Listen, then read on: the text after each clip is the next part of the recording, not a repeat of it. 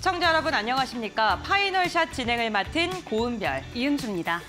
네, 오늘 국내 증시 한 걸음 쉬어가는 분위기가 연출되고 있습니다. 글로벌 시장의 모든 눈이 파월의 입에 쏠렸었는데 파월이 금리 인하에 대한 시그널을 내비치긴 했지만 구체적인 시기를 언급하지 않으면서 우리 시장은 다소 경계감이 짙어지는 모습이 나타나고 있습니다.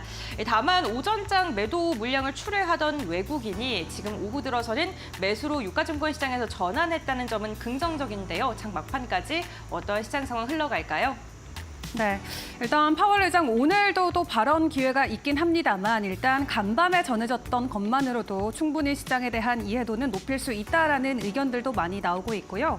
코스피 코스닥 오늘 지수 보시면 어제와 마찬가지로 눈치 보기 장세는 이어지고 있는 것 같습니다. 일단 주말 정도 발표될 수 있는 CPI 지표 이후로 우리 시장 다시금 강한 상승 보여줄 수 있을지 계속해서 함께 체크를 해보시죠. 그럼 오늘 시장 본격적으로 저희 함께 풀어보도록 할 텐데요. 오늘 시장에서 주목해볼 부분 어떤 것들이 있을까요? 네, 오늘 시장에서 주목해볼 부분은요, 역시나 테마성 장세가 이어지고 있다는 겁니다. 그런데 우리가 지금 IPO 시장에 대한 관심이 살짝 식은 가운데 내일 시프트업이 상장을 앞두고 있죠. 이를 앞두고 시프트업에 대해서 조금 더 자세히 들여다보도록 하겠습니다. 시장에 입성하자마자 게임주 4위에 안착할 것으로 예상되는 시프트업이 내일 유가증권 시장에 입성을 할 예정입니다. 우선 2일과 3일 진행된 일반 투자자 청약에서는요, 341대 1의 경쟁률을 기록하면서 청약 증거금 18조 5천억 원가량을 모집하는 데 성공했습니다. 직전 게임주들을 보게 된다면 넷마블이 7조가량을 모집했고요. 크래프톤이 5조가량을 모집한 것과 비교했을 때 2배에서 3배가량 많고요. HD 현대 마린솔루션이 역대급으로 청약 증거금을 많이 모았다라고 했는데 그 다음으로 많은 자금이 쏠린 것으로 확인되고 있습니다. 내일 시장에 입성을 하게 되고요. 공모자금은 4,350억 원가량을 모집한 걸로 나타나고 있는데 회사는 IP를 조금 더 확보하기 위해서 다양한 투자를 할 것이다라고 이야기를 했습니다. 공모가 희망밴드 상단인 6만 원에 형성이 되면서 예상 시가총액은 3조 4,800억 원가량으로 지금 추산이 되고 있습니다. 사실 기존에 시프트업이 공모 시장에 입성을 할 때만 하더라도 2조가량으로 추산이 됐었는데 이보다 1조가 더 레벨업되면서 시장에 들어서게 되는 것입니다.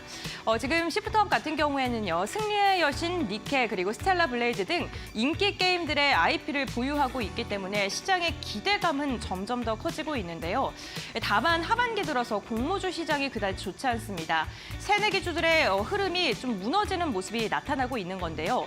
이달 입성한 종목들 두 종목을 확인해 보더라도요. 이노스페이스는 상장 당일날 20%가량 하락하는 모습이 나타났고 임플란트 치아와 관련된 하스 같은 경우에도 상승폭이 7%에 불과했습니다. 그렇기 때문에 공모주, 새내기주에 대한 불안감은 점점 더 커질 수밖에 없는 상황입니다.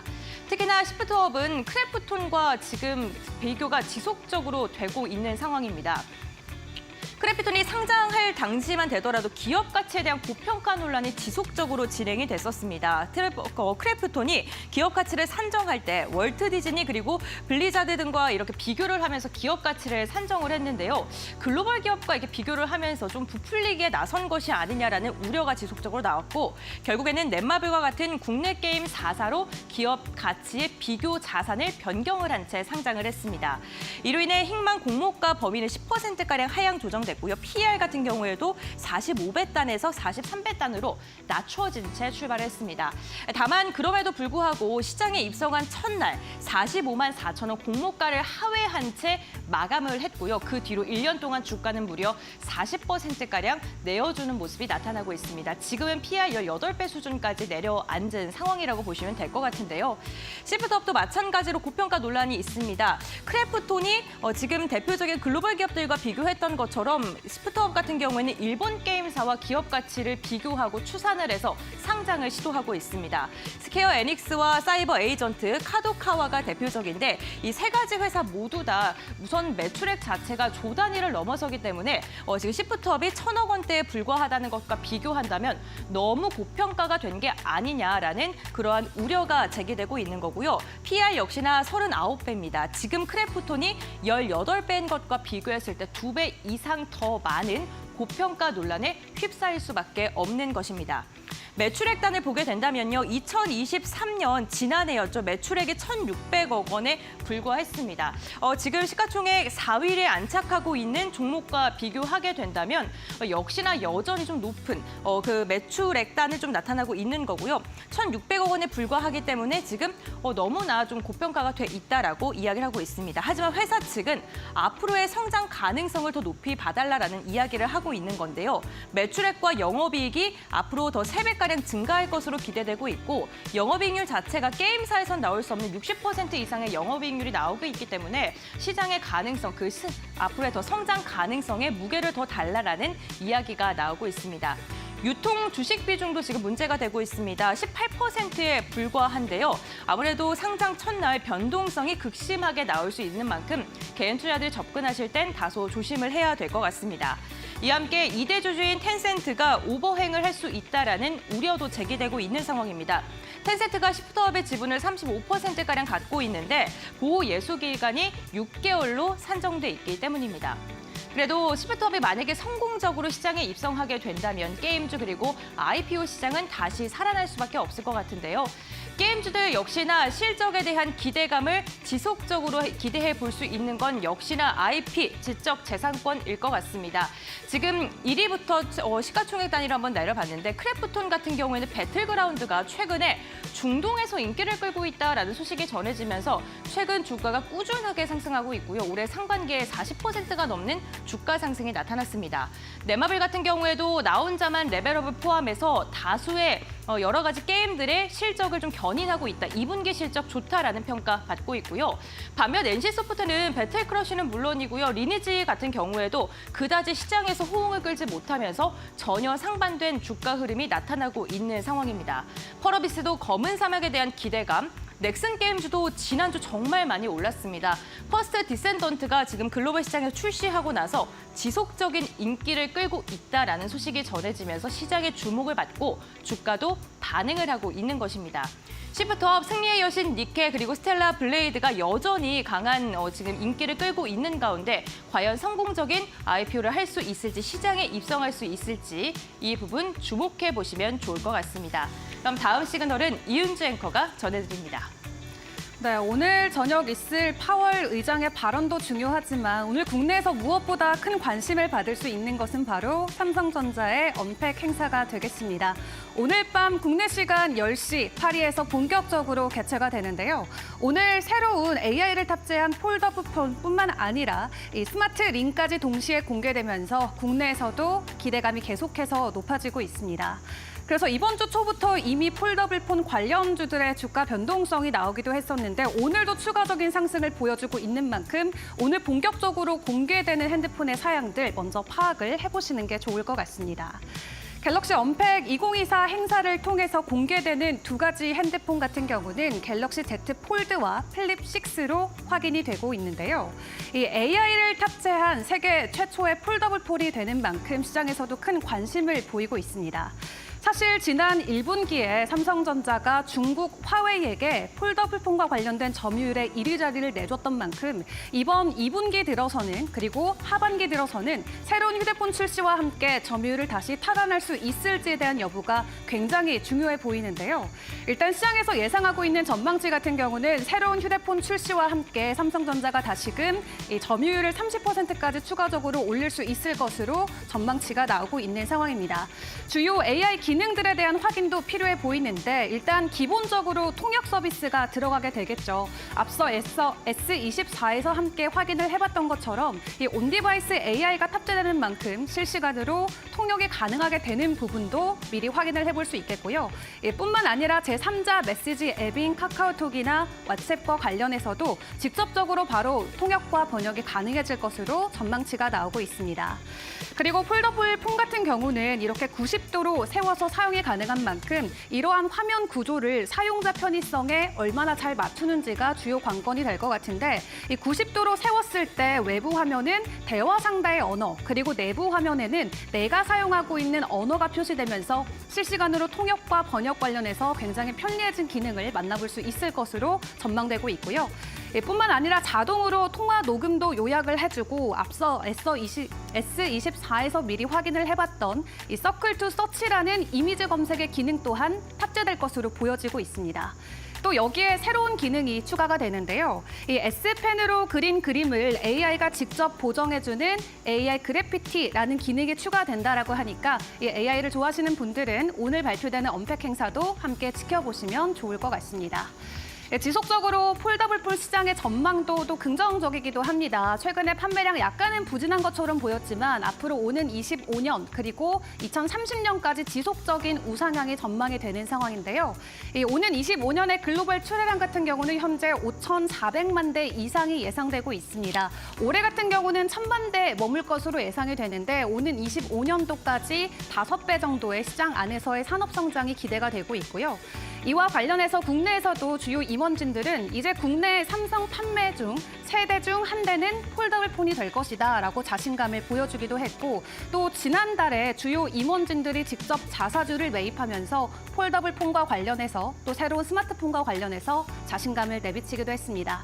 이번에 새로운 신작과 함께 삼성전자 다시금 글로벌 점유율에서 왕좌를 되찾아올 수 있을지 오늘 밤의 언팩 행사도 주목을 해보시죠. 네, 오늘도 저희 파이낸셜과 현명한 마감 전략 세워보시길 바랍니다. 지금 출발합니다.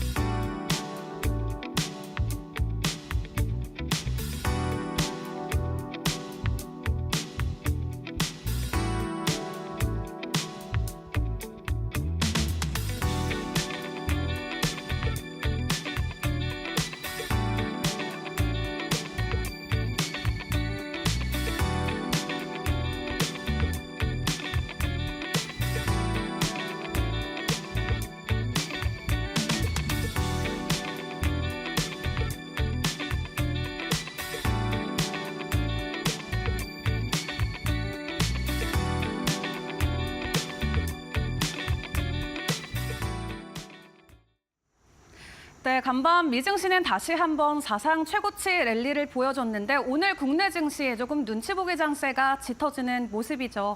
코스피 코스닥 현재 시각 기준으로는 조금 다른 모습을 보여주고 있는데 어떤 마감 전략을 세워봐야 될지 윤한식 이데일리온 파트너와 이야기 나눠보도록 하겠습니다. 파트너님 안녕하세요.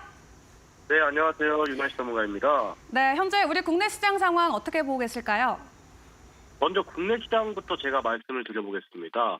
일단 오늘 11일 예정된 미국 CPI 경계 심리와 미국 AI주들의 엇갈린 주가 흐름 등이 그대로 오늘 국내 증시에도 나타나며 혼조세를 거듭하고 있습니다.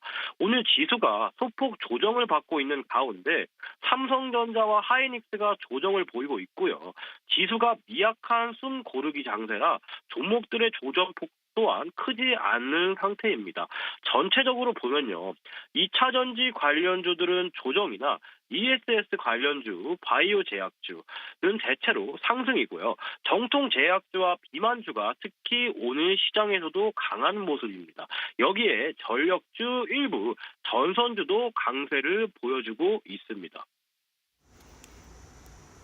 네, 제약바이오 최근에도 흐름이 좋았는데 오늘도 긍정적인 흐름이 이어지고 있는 가운데 전력과 전선주들의 상승 흐름까지도 눈에 띄는 것 같습니다. 그 안에서도 우리가 공략주 함께 뽑아본다면 어떤 종목이 가장 좋을까요?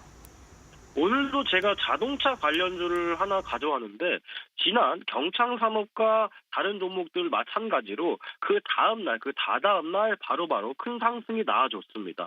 그렇기 때문에 오늘도 해당 이슈에 맞는 재료가 살아있는 종목을 가지고 왔습니다. 바로 상신 브레이크라는 종목입니다. 이 상신 브레이크는요. 브레이크 만드는 회사입니다. 이 종목이 어떤 재료로 지금 엮여있냐 하면은 미국 도로교통안전국은요. 오는 2029년부터 판매되는 모든 차량에 긴급 제동 시스템의 탑재를 의무화한다고 밝혔습니다. 이에 따라 2029년부터 미국 시장에서 판매되는 모든 차량에는요. 전방 충돌 경고 및 자동 비상 제동 시스템이 탑재돼야 하고요. 상신 브레이크는 앞서 미국 도로교통안전국이 자동 비상 브레이크 설치를 의무화하는 규정을 발표했을 때 주가가 오르는 등 관련주로 분류된 바 있습니다.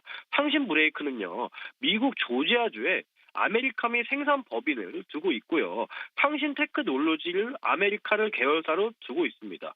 최근에는 상신 브레이크 유럽 법인을 신설하고 100%를 출자해서 계열사를 추가했습니다. 이 상신 브레이크 지금 현재 저가권, 즉 바닥권에서 등락폭을 거듭하고 있는데 손익비도 좋고 여러분들이 지금 매매하신다면 손실폭은 작고 수익폭은 크게 할 수 있는 매력적인 주가 상태에 위치하다고 생각이 됩니다. 매수가는 3,900원부터 약 4,100원까지 매수가 비중 10%로 드리겠고요. 손절가는 3,750원 잡아드리면서 목표가는 4,250원 이상 시부터 자율 매도를 원칙으로 해 주신다면 이 상신 브레이크 또한 충분히 수익볼 밸류가 모멘텀을 보유하고 있는 그런 종목이 되리라고 생각합니다. 이상 종목 브리핑까지 모두 마치도록 하겠습니다. 감사합니다. 네, 오늘의 원포인트 공략주 상신 브레이크까지 확인해봤습니다. 도움 말씀에 윤환식 이데일리온 파트너와 함께했습니다. 감사합니다. 감사합니다. 네, 최근 외인들의 강한 매수세 덕분에 코스피 그래도 연중 고점을 계속해서 높여가는 모습이 나왔었는데요. 오늘 외인과 기관들의 수급의 모습은 어떠할까요? 고은별 앵커와 확인해 보시죠. 네, 수급픽으로 이어가 보겠습니다. 오전장 우리 시장에서 매도 물량을 추리하면서 지수를 끌어내리던 외국인이 이제는 매수로 돌아섰습니다. 4천억 원 이상 점점 더 매수의 폭을 넓혀가면서 지수 자체도 유가증권 시장의 상승으로 살포시 방향을 튼 모습이 나타나고 있는데요. 그렇다면 외국인 우리 시장에서 어떠한 종목을 사고 팔고 있을까요? 먼저 오늘도 삼성전자는 담아내고 있는 반면에 SK하이닉스에 대해서는 매도를 선택하고 있다는 게 특징적입니다. 삼성전자를 향해서 외국인의 매수세가 5거래일째 유입이 되면서 삼성전자 지속적인 매집을 지금 하고 있는 외국인이고요. 현대 로템 같은 경우에는 폴란드형 K2 전차에 대한 2차 계약의 가시권에 들어섰다라는 긍정적인 소식이 전해지면서 오늘 방산 관련 기업들 전반적으로 흐름이 괜찮죠. 오늘 외국인과 기관의 쌍끌이 매수세가 현대 로템으로 이어지고 있습니다. 어제 미국 법인발 악재에 주춤하던 현대차 오늘 외국인은 하루 만에 다시금 매수로 돌아선 모습 확인되고 있고요. HD 현대엘렉트릭 역시나 전력설비, 전력기기 관련 기업들 여전히 메이저 수급 유입되고 있습니다. 외국인이 오늘 유가증권 시장에서 5번째로 많이 담아내고 있습니다. 다만 어제 체코 이슈로 오늘 52주 신고가를 재차 경신하는 움직임을 보여줬던 두산 에너빌리티 같은 경우에는 외국인이 차익 매도에 나선 모습이 나타나고 있고요. 이와 함께 금융주 지난주 흐름 좋았고 이번 주 다소 주춤하고 있죠. KB금융을 향해서도 매도 물량을 출회하고 있는 외국인입니다.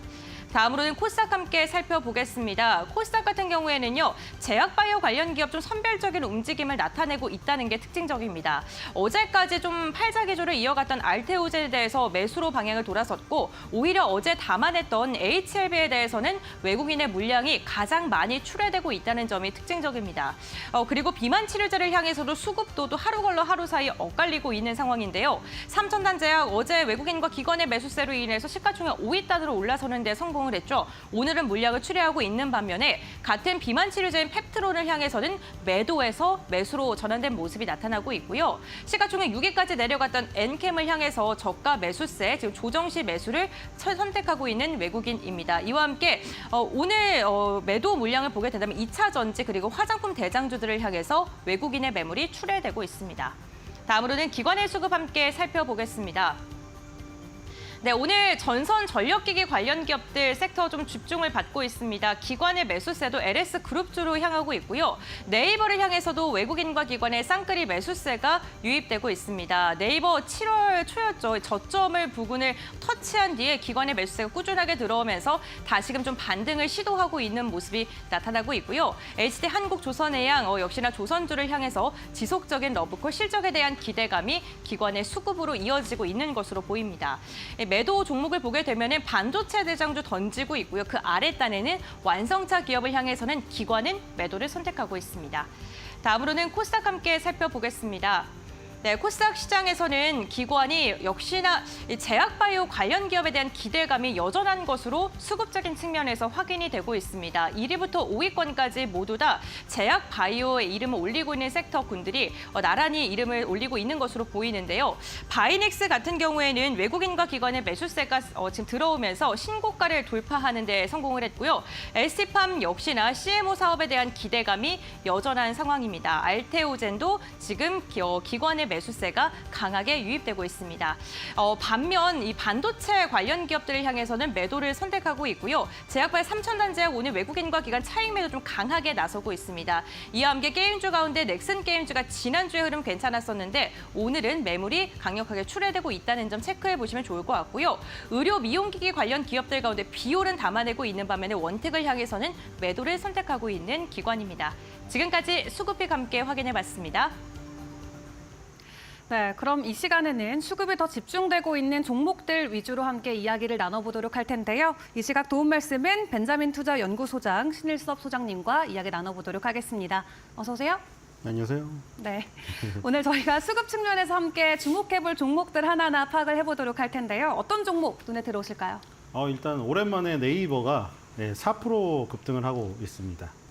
그리고 수급에도 올라와서 좀 힘을 냈으면 좋겠습니다. 네이버랑 카카오 국민 주식인데 이 국민 주식이 정말 울상을 짓게 만들고 있는데 자 계속해서 악재만 나오죠. 네. 이게 사실은 뭐 가장 좋은 시나리오는 이제 인공지능 시대의 어떤 후반으로 가면은 네이버 카카오가 갖고 있는 어떤 데이터 자산들이 굉장히 부하게 될 것이다.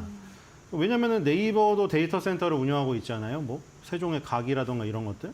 근데 거기에서 전혀 빚을 못 받기 때문에 데이터 자산 쪽에서 빚을 보지 않겠느냐 했는데 바로 그 데이터 자산에 관련된 쪽에서 지금 악재가 터졌어요. 계속 뭐 나오고 있는 거 뭐 얼핏 들어보신 분들 대부분 다 들어보셨을 거예요. 뭐 네이버 라인이 무슨 일본이 그걸 뭐 찬탈해 가느니 우리나라 정부는 왜 그걸 안 막고 있고 뭐 계속 나오잖아요. 뭐 최수현 대표는 불려가가지고 지금 뭐 청문회처럼 뭐 저기 질문 답변을 하고 있고 뉴스를 자주 보시지 않아도 이게 보일 수밖에 없어요. 하도 많이 떠가지고 이게 좀 정리를 해볼 필요가 있는데 일단 라인이 우리나라에서 많이 안 쓰잖아요. 저도 라인이 깔려 있긴 한데 가끔 그 라인 무료 통화 그거 쓰지 그 톡은 대부분 카톡으로 하거든요. 그러니까 우리나라는 카톡이 지배를 하고 이게 게임이 끝나버렸어요. 근데 이제 라인이 우리나라를 빼고는 아시아권, 일본을 위주로 해서 이쪽에서 굉장히 강력하거든요. 특히 일본 안에서 라인 메신저 사용자 수가 9,700만 명인데 일본 전체 인구의 80%예요. 결국에는 아주 어린 애기들 빼고는 다 쓴다는 얘기예요, 이게. 그러니까 일본 국민 메신저고 근데 이제 라인 야후 사태가 터졌잖아요. 근데 야후가 갑자기 왜 들어왔어 이러잖아요. 야후는 우리가 한때 잊어버렸죠. 지금 야후 라이코스 이거는 한물 간 거 아니야? 근데 야후가 왜 나왔냐면 라인하고 야후가 지금 붙어 있어요. 근데 어쨌든 이 끝에부터 지금 현재 사태부터 보면은 라인 야후 사태가 불거진 뒤에 네이버 임원지들이 지금 매도 공시를 해서 이게 또 그 국민 주식을 갖고 있는 그 주주분들의 열을 지금 뻗치겠어요. 왜 우리는 힘든데 임원진들 왜 팔고 나가냐. 이게 시작이 라인 야후가 개인정보 유출이 됐어요. 근데 왜 이게 네이버랑 걸렸냐.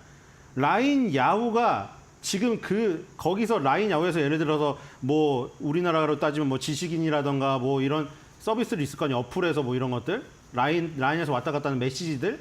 이런 것들을 어디다 저장해 놓고 있냐면 네이버 클라우드에 위탁해서 저장해 놓고 있어요. 네이버 클라우드 너네 거 이용해서 클라우드가 구름처럼 둥둥둥 뛰어나오는 건데 우리 컴퓨터나 여기에 금방 용량 차잖아요. 그 방대한 거 다 어디다 저장해 놨겠어요. 네이버 클라우드 데이터 센터에 저장해 놨겠죠. 근데 거기에서 라인 야후 개인정보 51만 건이 털렸다. 이 얘기가 나오면서 시작이 됐거든요. 그래서 2019년 11월 달에 네이버랑 손정희 회장, 소프트뱅크죠. 그다음에 이혜진, 이 당시에 GIO였어요. 세 명이 합의를 했는데 이 당시에 라인하고 야후가 일본에서 서로 경쟁을 벌이고 있었거든요. 쇼핑몰이니 무슨 그 인터넷 검색 플랫폼이니 해가지고. 그래서 우리 여기서 싸우지 말자. 우리가 싸울 거는 구글이라 검색에서 구글, 쇼핑에서 아마존. 야 이런 데랑 싸워야지. 굳이 우리가 일본 안에서 야후랑 라인이랑 싸우냐? 해가지고 둘이 합치기로 했어요. 그래서 이 당시에 라인하고 제트홀딩스가 야후재팬의 운영사입니다. 그래서 지분을 50대 50으로 해서 A홀딩스라는 거를 만들자고 해서 합의를 봤어요. 지금 최근에는 지금 그래서 결론적으로 어떻게 되어 있냐면 네이버랑 소프트뱅크가 A홀딩스의 지분을 50%씩 보유를 해서 A홀딩스가 라인야후를 64.4% 지배하는 방식으로 돼 있어요. 그러니까 손정희 회장하고 네이버하고 라인하고 야후하고 이렇게 같이 한 울타리에 묶여 있는 거죠. 근데 아까 전에 라인야후의 개인정보가 네이버 클라우드를 통해서 털려서 그러면 라인야후가 왜 네이버 클라우드에 그렇게 맡기고 있냐. 라인야후가 일본에서 지금 활약을 하고 있는데 일본에서 해야지 왜 한국에 네이버 클라우드를 했냐. 이러면서 저기 행정 지도 명령이 떨어졌어요. 근데 그 행정 지도 명령에 뭐가 들어가 있냐면 네이버와 지분 정리를 해라가 들어가 있어요. 아까 좀 왜냐면 네이버랑 소프트뱅크가 A홀딩스의 지분 50%씩을 보유하고 있다고 했잖아요. 그러니까 네이버에서 50% 지분 너 빼. 라인야후가 가져와. 그리고 손정희 회장한테도 연락해. 소프트뱅크가 갖고 있는 50%도 다 가져와. 이렇게 된 거예요, 지금. 그래서 지금 이대자와 다케시 라인야후 최고 경영자가 결산 설명회에서 코멘트를 했는데 네이버와 위탁 관계를 순차적으로 종료해서 그냥 기술적인 협력 관계에 있겠다. 이 얘기를 했어요. 그리고 일본 총무상이 네이버한테 네이버와 지분 관계를 재검토하라는 요게 포함된 1차 행정 지도를 내렸어요. 그래서 네이버와 자본 관계를 재검토를 하고 그거에 맞춰서 경영 체제를 개선해라. 그다음에 2차 행정 지도는 구체적인 대응책 제시를 요구하는 이게 포함이 됐어요. 근데 라인야후 최고 경영자가 네이버와 자본 관계를 이른 시일 내에 해결하기는 어렵습니다. 라고 외무성에 보고를 했거든요. 그랬더니 마스모토 총무상이 이런 얘기를 했습니다. 이용자 보호를 위한 보안 거버넌스 재검토를 부탁한 거지 자본관계 재검토 자체는 목적이 아니다라고 또 한 발 뺐어요. 우리나라에서 하도 난리를 치니까. 근데 실제로는 어떻게 진행되고 있냐면은 네이버랑 소프트뱅크가 라인야후를 64.4% 보유한 A홀딩스를 반반씩 보유하고 있다고 했잖아요. 그 반을 보유한 손정희 회장이 뭐라고 했냐면은 자민당에서 야후의 인프라를 일본으로 다 끌어와라 했더니 알겠습니다. 제가 책임지고 마무리 짓겠습니다. 라고 해버렸어요. 그 지금 손정희가 아니라 손일본 저기로 해서 약간 우리나라 멀어졌어요. 쿠팡이랑도 관련이 있었는데. 그리고 최수연 네이버 대표는 과학기술정보방송통신회에 참석해서 단기적으로 지분 매각은 안 한다. 근데 장기적인 부분은 중장기적으로 기업의 전략적 판단에 따라야 되기 때문에 확답이 어렵다. 이렇게 됐어요. 그럼 라인야후는 아까 전에 한 발 빼는 것으로 워딩을 했지만 실제로는 무슨 작업을 하고 있냐? 라인야후랑 네이버 시스템을 아예 분리하는 것을 내년 3월 말로 잡았어요. 그리고 라인야후랑 국내외 계열사랑 분리하는 것을 2026년 내후년 3월 달로 잡아놨는데 이거를 9개월 땡겼습니다. 그러니까 이미 라인야후는 작업에 들어갔어요. 네이버 클라우드에 위탁하는 거 그 위탁해가지고 그 정보 유출이 발생이 됐으니 물론 일본에서 그걸 핑계로 삼아가지고 지금 정말 찬탈을 해가려고 하는지 모르겠는데 어쨌든 라인야후는 이 작업에 들어갔고 라인야후를 지배하고 있는 A홀딩스 지분을 반을 갖고 있는 손정희 회장은 일본 말을 듣겠다고 해버렸고 네이버는 최수연 대표가 지금 당장 지분 관계 정리 안 하겠지만 이거는 기업의 영역에 맡겨달라고 해서 물음표를 달았고 그러니까 정말 네이버가 라인야후를 라인야후를 뺏길 수 있는 상황이 된 거예요. 근데 이게 왜 중요하냐? 아까 말한 대로 지금은 엔비디아가 주도를 하고 있죠. 엔비디아는 데이터 센터에 들어가는 GPU 만들 수 있는 하드웨어를 만드는 업체잖아요. 그래서 지금 인공지능이 그 뛰어난 GPU에 CPU까지 합쳐진 슈퍼칩을 갖고 계속해서 지금 이 순간에도 1초에 수많은 학습을 하고 있잖아요. 근데 만약에 이 학습이 끝나버리면 데이터 센터에서 지금 학습하고 있는 모든 양을 다 소진해버린다. 그러면은 뭐 갖고 공부를 할 거예요? 공부할 책이 떨어지면 그 다음에는 네이버랑 카카오톡 이런 데서 왔다 갔다 하는 그 정보들 이런 게 이게 저기가 될 거 아니에요. 근데 라인야후를 뺏기면은 그 라인야후에서 많이 벌어졌던 일본에서 했던 그 데이터를 다 날려먹는 거죠. 그렇기 때문에 네이버에게 이게 악재다. 네. 이렇게 보시면 될 것 같습니다. 라인야후와 관련된 악재를 품고 지난주 네이버 52주 최저가 한번 내려갔다가 그래도 지난 4거래일 연속으로 상승해주는 모습이 나오긴 했는데요. 오늘의 수급픽 첫 종목 네이버 확인을 해봤고요. 두 번째 종목으로 이어가 보도록 하겠습니다. 수급픽 두 번째 종목은 또 어떤 종목이 있을까요? 네, 서진 시스템입니다. 지금 뭐 ESS로도 걸려 있고 원전으로도 걸려 있는 것 같네요. 서진 시스템이 약간 좀 마이너하다면 마이너할 수가 있거든요. 그러니까 쉽게 말해 원래 배전기에 들어가는 배전함, 우리 길 가다 보면은 그 함 박스 있죠. 네. 그런 박스를 만드는 업체. 그래서 이제 서진 시스템 그 뭐 중요한 뭐 들어가는 핵심 기기가 아니라 그 뭐 박스 같은 거는 좀 저기가 낫지 않아? 뭐 저 기술적 장벽이 낫지 않나? 뭐 이랬는데 최근에 굉장히 뜨고 있습니다. ESS가 지금 부각이 되고 있잖아요. 이 2차 전지 쪽에서 배터리가 지금 조금 죽으면서 ESS는 커다란 2차 전지라고 생각하면 돼요. 태양광이나 풍력 발전을 해가지고 그 많은 전기를 그 ESS에 보관해놨다가 이제 빼서 쓰는 거죠. 근데 서진 시스템은 ESS에서 핵심 배터리 빼고 나머지 다 만들어요. 배터리 빼고 그 통신선, 각종 기자재를 OEM으로 납품한 업체인데, 근데 여기서 더 주목할 거는 최규옥 회장입니다. 자, 우리 오스테인 플란트 작년에 엄청 시끄러웠죠. 네. 천 몇백억을 무슨 직원이 횡령해서 지금 감옥에 가 계시죠. 그리고 뭐 그거를 또 저기 또 뭡니까? 그 무슨 회사에 투자했었죠?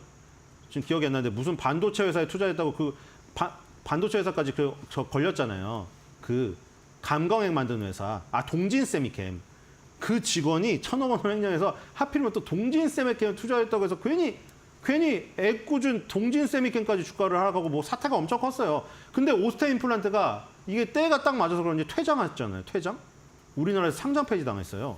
그러니까 상장 폐지 당한 게 나빠서 상장 폐지 당한 게 아니라 네. 사모펀드가 그거 안 보이게 장막치고 키우고 싶어서 데리고 나갔어요. 그리고 거기서 최규옥 회장이 오스테인 플란트 지분을 파셨는데 9.3%를 팔았더니 돈이 얼마가 나왔냐면은 2,740억 원이 나왔어요. 근데 갑자기 그 다음부터 최규옥 전 오스테인 플란트 회장이 이제 상장회사도 아니고 전 회장에서 물러났고 갑자기 투자가로 변신을 했어요. 슈퍼개미가 되고 싶으셨나 봐요. 그래가지고 주성 엔지니어링 지분 9.89%를 확보합니다. 주성 엔지니어링 지금 엄청나게 올랐죠. 수익 많이 나셨을 거예요. 최규옥 회장이 8.12% 갖고 있고 지분 100% 소유한 네오브레인 통해서 1.78을 또 갖고 있어요. 합쳐서 9.89, 거의 10% 지분을 갖고 계세요. 그리고 그 다음에 서진 시스템에 대해서 5% 이상 또 공시를 하셨거든요. 네오솔루션스라는 투자회사를 또 설립하셨어요. 네오솔루션스가 4.03, 최 전 회장이 1.69에서 5.72를 갖고 있죠. 그래서 5% 지분 공시를 또 했단 말이죠. 그 지금 최규옥 전 회장이 손 대는 것마다 지금 잘 가고 있어요. 그래서 약간 지금 이게 슈퍼개미로 변신을 하시려는 부분인가. 그래서 어쨌든 간에 서진 시스템이 지금 오스테인 플란트 전 회장님이 투자를 하셔가지고 주성 엔지니어링, 서진 시스템 이렇게 지금 요 시장에 화두가 되는 것들을 찍어가지고 투자를 하시고 계신데 결과가 상당히 좋다. 그래서 어떻게 보면은 최규옥 전 회장 테마가 형성될 가능성도 있다.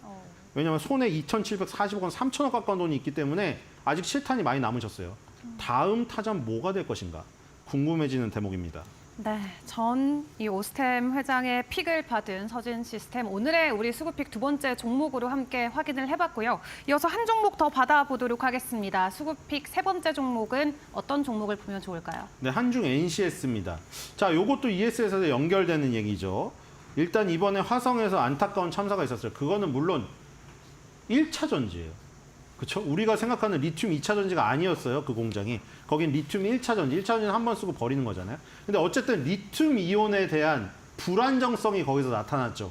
한 번 폭발하면 정말 걷잡을 수 없구나. 그리고 뭐가 위험하냐? 열이 정말로 위험하거든요. 열폭주라고 하잖아요. 열이 한 번 붙어버리면 소방관들이 지금 열폭주된 전기차 불 끄려고 물에 아예 수영장에 담그는 방식으로 지금 끄고 있죠. 소화기로는 택도 없습니다. 그냥 도망가야 돼요. 절대 도망가셔야 됩니다. 소화기는 택도 없습니다. 그래서 지금 데이터 센터에서도 얘기 많이 나오고 있죠. 중국의 어떤 기업이 그 데이터 센터에 있는 통째로 그거를 바닷물에 담궜다 이 얘기 들어보셨죠? 왜냐면 우리 컴퓨터도 그렇잖아요. 컴퓨터가 공랭식 컴퓨터라고 이제 바람을 쐬서 발열을 낮추는 거기에서 발열을 낮추는 거는 바람으로 처음에 되는데 데이터 센터에 이 면적이 중요하죠. 우리가 이런 PC 개인용 퍼스널 컴퓨터가 아니기 때문에 엄청나게 큰 게 들어가야 되는데 땅이 무제한 늘어난 것도 있는 것도 아니고 땅이 늘어가면 땅값을 또 임대 비용을 내야 되잖아요. 그러니까 한정된 공간 안에 최대한 채워넣어야 되는데 공랭식 바람으로 쏴서는 그렇게 가까이 있는 기계의 열을 다 식히지 못해요. 그러니까 이것도 마찬가지로 물에 담궈 버려야 되죠. 그래서 수랭식 ESS를 하는 유일한 한국 업체가 한중 NCS입니다. 그럼 이게 뭐에 유리하냐면 중대형 ESS에 유리해요. 작은 것보다는 커다란 ESS가 밀집되어 있는 곳에서 이제 공랭식으로 효과가 없으니까 수랭식으로 가야 되거든요. 그리고 이 수랭식 ESS를 만들어서 납품하는 최종 고객사가 삼성 SDI입니다. 근데 삼성 SDI도 급등하고 있죠. 왜냐하면 삼성 SDI가 미국 최대 전력기업 넥스트라 에너지, 여기 수주 소식이 하나 나왔어요. ESS용 배터리 대규모 납품 소식이 나왔습니다. 납품 규모가 6.3기가와트시고요. 지난해 북미 전체 ESS 용량이 55기가와트시인데 그거의 11.5%에 해당되는 양입니다. 그러니까 삼성 SDI가 최종 고객사인데 ESS 배터리를 이렇게 수주를 한다는 얘기는 한중 NCS로 낙수 효과가 떨어질 가능성이 있다는 것이죠. 그리고 앞으로는 계속 수랭식이 데이터 센터건 뭐 이런 ESS건 각광받을 수밖에 없어요. 점점 더 양은 많아져야 되고 땅의 면적은 줄여야 되니까 기계끼리 붙는데 공랭식으로는 도저히 안 되니까 바다에 빠뜨리자는 얘기까지 나오고 있는 겁니다. 그러니까 이제 수냉식 ESS, 수냉식 데이터 센터 열관리회사 이런 것들이 굉장히 각광을 받을 수가 있겠죠. 네, 최근에 시장에서 계속 부각이 됐던 ESS 관련주 그 안에서도 한중 NCS 오늘 장중에서 좀 상한가 터치하면서 또 신고가 달성을 해주기도 했는데 오늘의 수급픽 마지막 종목으로 함께 확인을 해봤습니다. 여기까지 신일섭 소장과 함께했습니다. 수고하셨습니다.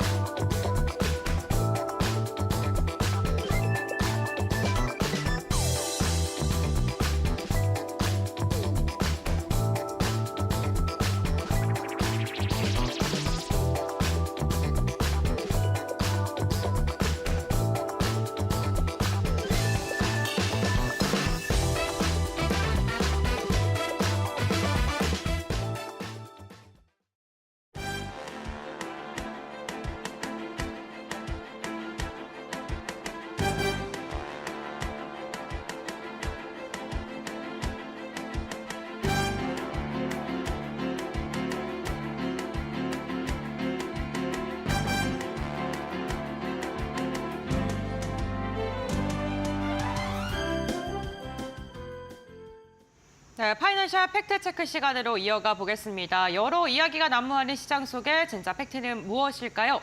오늘은 바이오 기업들에 대해서 속속들이 알아보는 시간으로 준비를 했습니다. 바이오 플랫폼 센터 김진수 기자 함께합니다. 안녕하십니까? 안녕하세요. 네, 반갑습니다. 오늘 먼저 첫 번째 이슈로는 LNK 바이오메드에 대해서 알아보도록 하겠습니다. 미국 자회사가 성장을 바탕으로 해서 실적 상승이 기대된다는 그런 긍정적인 전망이 나오고 있는데 척추 임플란트 기업으로 유명한 기업이기도 하죠. 그런데 이 척추 임플란트에 대해서 다소 생소하다고 여기시는 분들도 많이 계실 것 같습니다. 척추 임플란트가 어떠한 기술력일까요? 네, 이제 LNK 바이오메드는 설명해 주신 대로 이 척추 임플란트 전문 기업이라고 알려져 인데요. 이제 말씀해 주신 대로 임플란트라는 것 자체가 보통 이제 치과에서 많이 사용돼 가지고 이 치아 임플란트 이런 식으로 많이 사용되는데 네. 이 척추 임플란트 같은 경우에는 척추나 디스크에 생긴 문제가 생긴 부분을 제거하고 대신 넣는 보형물의 일종을 지칭합니다. 이 LNK 바이오 같은 경우에는 척추 임플란트 관련해서 글로벌 무대에서 상당한 경쟁력을 가지고 있는데요. 최근 말씀해 주신 대로 미국의 자회사 이지스 스파인이 척추 임플란트에 이어서 새로운 성장 동력을 이제 추가하면서 성장이 예상되고요. LNK 바이오 입장에서는 이제 연결 기준으로 실적이 반영되면서 상승할 수 있을 것이라고 전망되고 있습니다. 네, 미국 자회사의 성장이 기대된다라고 이야기해 주셨는데 그렇다면 LNK 바이오의 매출 비중 중에서 미국 비중, 해외 비중이 얼마큼 차지하는 것지도 체크해 보는 게 중요할 것 같습니다. 그럼 얼마 정도 차지하고 있을까요? 네, 말씀하신 대로 이제 해외 사업을 더 성장하고 있다니까 그 비중을 살펴보는 것도 중요할 것 같은데 네. 이 LNK 바이오 같은 경우에 전체 매출 대비 수출 비중이 99%에 달합니다. 99%요? 네, 사실상 네. 거의 뭐 해외에서 사업이 뭐 매출이 나오고 있다고 봐야 되는 상황이고요. 특히 이제 시장 가격이 좋은 미국에서의 판매 비중이 80%에 달하기 때문에 매출의 중심이라고 할 수 있습니다. LNK 바이오 같은 경우에는 미국 자회사 이지스 스파인을 통해서 제품을 판매하고 있고요. 현지에서 이제 글로벌 업체 수준의 가격으로 병원에 직접 납품하면서 매출을 극대화하는 전략을 펼치고 있습니다. 이런 가운데 이제 말씀드렸던 것처럼 이지스 스파인이 이 기존 척추 임플란트 제품에 이어서 새 성장 동력으로 이 오목가슴 또는 새가슴 등 흉곽 기형 질환 수술이라고 하는데요. 관련해서 의료기기를 이제 도입하면서 실적 퀀텀 점프를 기대하고 있습니다. 네. 기존에는 척추 임플란트로 좀 실적을 이끌었다면 이제는 흉곽 기형 질환 수술에 걸맞는 기술력, 새 성장 동력까지 이제 만들었다고 하는데 미국 자회사 이지스 스파인의 실적이 그렇다면 이전까지는 얼마 정도였고 앞으로의 성장성 얼마만큼 기대되는지 체크해 보는 것도 중요해 보입니다. 얼마 정도로 예상되고 있습니까? 네, 그 이지스 스파인의 지난해 매출이 133억 원이었는데요. 올해 매출 목표는 180억 원입니다. 그리고 이제 말씀드렸던 대로 최근 성장 동력을 추가로 확보한 상태로 이제 기존 척추 임플란트와 이 함께 두 축을 바탕으로 향후에는 매출 500억 원까지 목표로 해서 사업을 이어가는 중입니다. 거의 한 3배가량의 매출 증대 목표를 잡은 것으로 보이는데 그렇다면 이렇게 매출이 3배까지 늘어날 수 있는 성장 동력이 무엇인지 한번 체크해 보겠습니다. 첫 번째 포인트는 뭘까요? 이제 먼저 그동안 이어왔던 척추 임플란트 제품의 뭐 매출이 꾸준히 안정적인 매출을 내주고 있다는 건데요. 네. 이제 가장 특징적인 제품이라 하면은 단연히 이제 높낮이 조절이 가능한 익스펜더블 케이지, 이제 확장형 케이지라고 하는데 이 제품이 될 수 있습니다. 이제 기존 고정형 케이지 같은 경우에는 척추 사이에 이제 뼈 사이에 집어넣는 데 있어서 좀 어려움이 많았는데요. 이 익스펜더블 케이지 같은 경우에는 척추 사이에 얇은 상태로 넣은 뒤에 이후에 이제 확장이 가능하기 때문에 위험이 매우 낮다고 할 수 있고요. 특히 이 익스펜더블 케이지 관련해서 특허가 전 세계적으로 LNK 바이오와 미국의 척추 임플란트 기업 글로버스 메디컬이라고 있는데 단 2곳만 이제 확보하고 있어가지고 장기적으로도 과점이 좀 가능한 상황이고요. 또 이제 시장 규모 측면에서 좀 살펴보자면은 노인 인구가 증가하면서 퇴행성 디스크를 치료하는 척추 임플란트 시장이 계속해서 커질 예정이고요. 이제 척추 임플란트 마켓 리포트 등에 따르면은 이 시장 규모가 약 14조 원에 달하고요. 연평균 이제 5.5%의 성장률을 기록해서 2028년에는 20조 원 이상의 시장을 형성할 것으로 기대됩니다. 이에 이제 뭐 LNK 바이오의 실적 상승은 당연한 흐름이 아닌가 이렇게 분석되고 있는 상황입니다. 네. 노인 인구가 증가하면서 치아 임플란트의 시장도 성장되는데 이에 발맞춰서 척추 임플란트의 성장도 기대된다라고 이야기를 해주셨습니다. 그렇다면 척추 임플란트 함께 체크해봤고요. 새로운 동력도 알아봐야겠죠. 두 번째 포인트 말씀해 주시죠. 네, 이제 아까 말씀드렸던 두 축 중에 두 번째 포인트인데요. 이제 흉곽 기형 질환 수술 의료기기 쪽입니다. 이 오목가슴과 같은 이제 흉곽 기형 질환에는 갈비뼈 안쪽으로 금속 막대, 금속 바를 넣어서 이제 모양을 잡아주는 수술이 이루어지게 되는데요. 이제 관련해서 새로운 수술법이 개발됐는데 이 수술법에는 이제 이지스 스파인이 판매 중인 제품만이 사용 가능한 상황으로 매출 증대가 기대되는 상황입니다. 네, 그렇군요. 어쨌든 뭐 여러 가지의 기술력을 바탕으로 해서 시장의 성장, 매출의 성장이 기대가 되는데 흉곽 기형 질환 수술 의료기기 정말 독보적인 기술력을 갖고 있는 것 같습니다만 시장 파이가 작다면 사실 그 기술력을 갖고도 매출의 큰 성장은 기대하기 어려울 것 같습니다. 그렇다면 시장의 규모가 어느 정도 되는지 이 부분도 짚어볼까요? 네, 이제 말씀해 주신 대로 시장 규모도 굉장히 중요한 네. 포인트인데요. 미국의 오목가슴 수술 시장 규모는 이제 매년 큰 폭의 성장을 보이고 있고요. 시장 규모를 살펴보자면 2021년에 약 3,700억 원 수준, 그다음에 2022년에 약 4,100억 원 수준, 그리고 지난해 4,500억 원 수준으로 연평균 성장률이 이제 10% 이상을 기록하고 있고요. 올해는 약 5천억 원까지 커질 것으로 추산되고 있습니다. 이게 그리 규모가 크지 않다고 사실 보여질 수도 있는데 조 단위도 아니고 억 단위이기 네. 때문에 사실 이 시장을 지금은 이제 미국의 의료기기 기업 짐머바이오메트라는 곳이 독점을 하고 있습니다. 사실 5천억 원이라는 매출을 그냥 가져가고 있다는 개념인데요. 이제 이지스 스파인이 이 매출의 절반만 가져와도 굉장히 성공적이지 않을까 이렇게 전망되고 있습니다. 그 절반을 가져오기 위해서는 남다른 경쟁력과 차별성이 있어야지 성공할 수 있을 것 같은데 그렇다면 이지스 스파인이 갖고 있는 우위를 차지할 수 있을 것이라는 그 경쟁력 어떤 걸 볼 수 있을까요? 네, 이제 중요한 포인트가 될 건데요. 이게 네. 짐머 바이오매트의 금속 막대 같은 경우에는 스테인리스 스틸 소재로 최근에 사실 이 인체 내에 삽입하는 보형물 같은 것들 중에 스테인리스 스틸 소재가 사용되지 않거든요. 반면에 이제 이지스 스파인이 도입해 판매를 시작한 제품 같은 경우에는 티타늄으로 만들어졌습니다. 상대적으로 가벼울 뿐만 아니라 인체 내에서도 부작용 우려가 훨씬 적다고 할 수 있고요. 그런데 짐머 바이오매트 제품 같은 경우 여러 개의 발을 한꺼번에 사용하기가 어려운데 이 이지스 스파인 제품 같은 경우에는 브릿지라는 이제 추가적인 장비를 도입해서 고정 장치를 통해서 여러 개의 발을 함께 사용 가능하다는 점이 가장 큰 특징이라 할 수 있습니다. 우선 재료 자체가 티타늄이라는 거에 강점이 있고 여러 가지의 바를 한 번에 사용할 수 있다는 게 좀 차별성인 것 같은데 그렇다면 여러 가지 바를 함께 사용했을 때 이점이 분명해야지 또 많은 분들께서 사용을 하실 것 같습니다. 어떠한 강점을 갖고 있을까요? 네, 이제 여러 개의 발을 함께 사용할 수 있다는 것은 이제 새롭게 고안된 수술법과도 연결되는데요. 이제 구체적으로 설명을 드리자면 이 오목가슴 같은 경우에는 가슴이 움푹 들어가는 건데 이제 금속 막대를 통해서 이 가슴을 이렇게 좀 지지해주는 역할입니다. 이제 국내 의료진이 새롭게 개발한 이제 수술법 같은 경우에는 여러 개의 막대를 사용해서 하는데요. 구체적으로 이제 2개의 교정 막대를 나란히 이렇게 위치시켜서 하는 평행 막대 수술법이 있고요. 그다음에 X자로 이렇게 교차해서 하는 X자 형태로 하는 교차 수술법도 있고 X자에다가 추가로 여기 하나 덜을 더해서 XI 방법의 수술법이 있습니다. 이제 이 여러 개의 막대를 사용하기 때문에 훨씬 하나의 막대를 사용했을 때보다 지지력도 좋고 이제 오목가슴 같은 경우에 꼭 가운데만이 아니라 뭐 양쪽으로도 막 나와 있고 그렇기 때문에 이 X자를 어디로 교차시키냐에 네. 따라서 이제 지지할 수 있는 부분도 달라지기도 하고요. 그다음에 흉곽이 튀어나온 이제 새가슴 같은 경우에도 이제 앞뒤로 이렇게 압축을 해줄 수 있기 때문에 그런 것들도 이제 교정이 될 수 있는 아주 좋은 제품이라고 할 수 있습니다. 네, 기자님께서 이렇게 손 모양으로 표시를 해주시니까 사실 어떤 건지 진짜 가늠이 안 됐었거든요. 이해가 확실히 됩니다.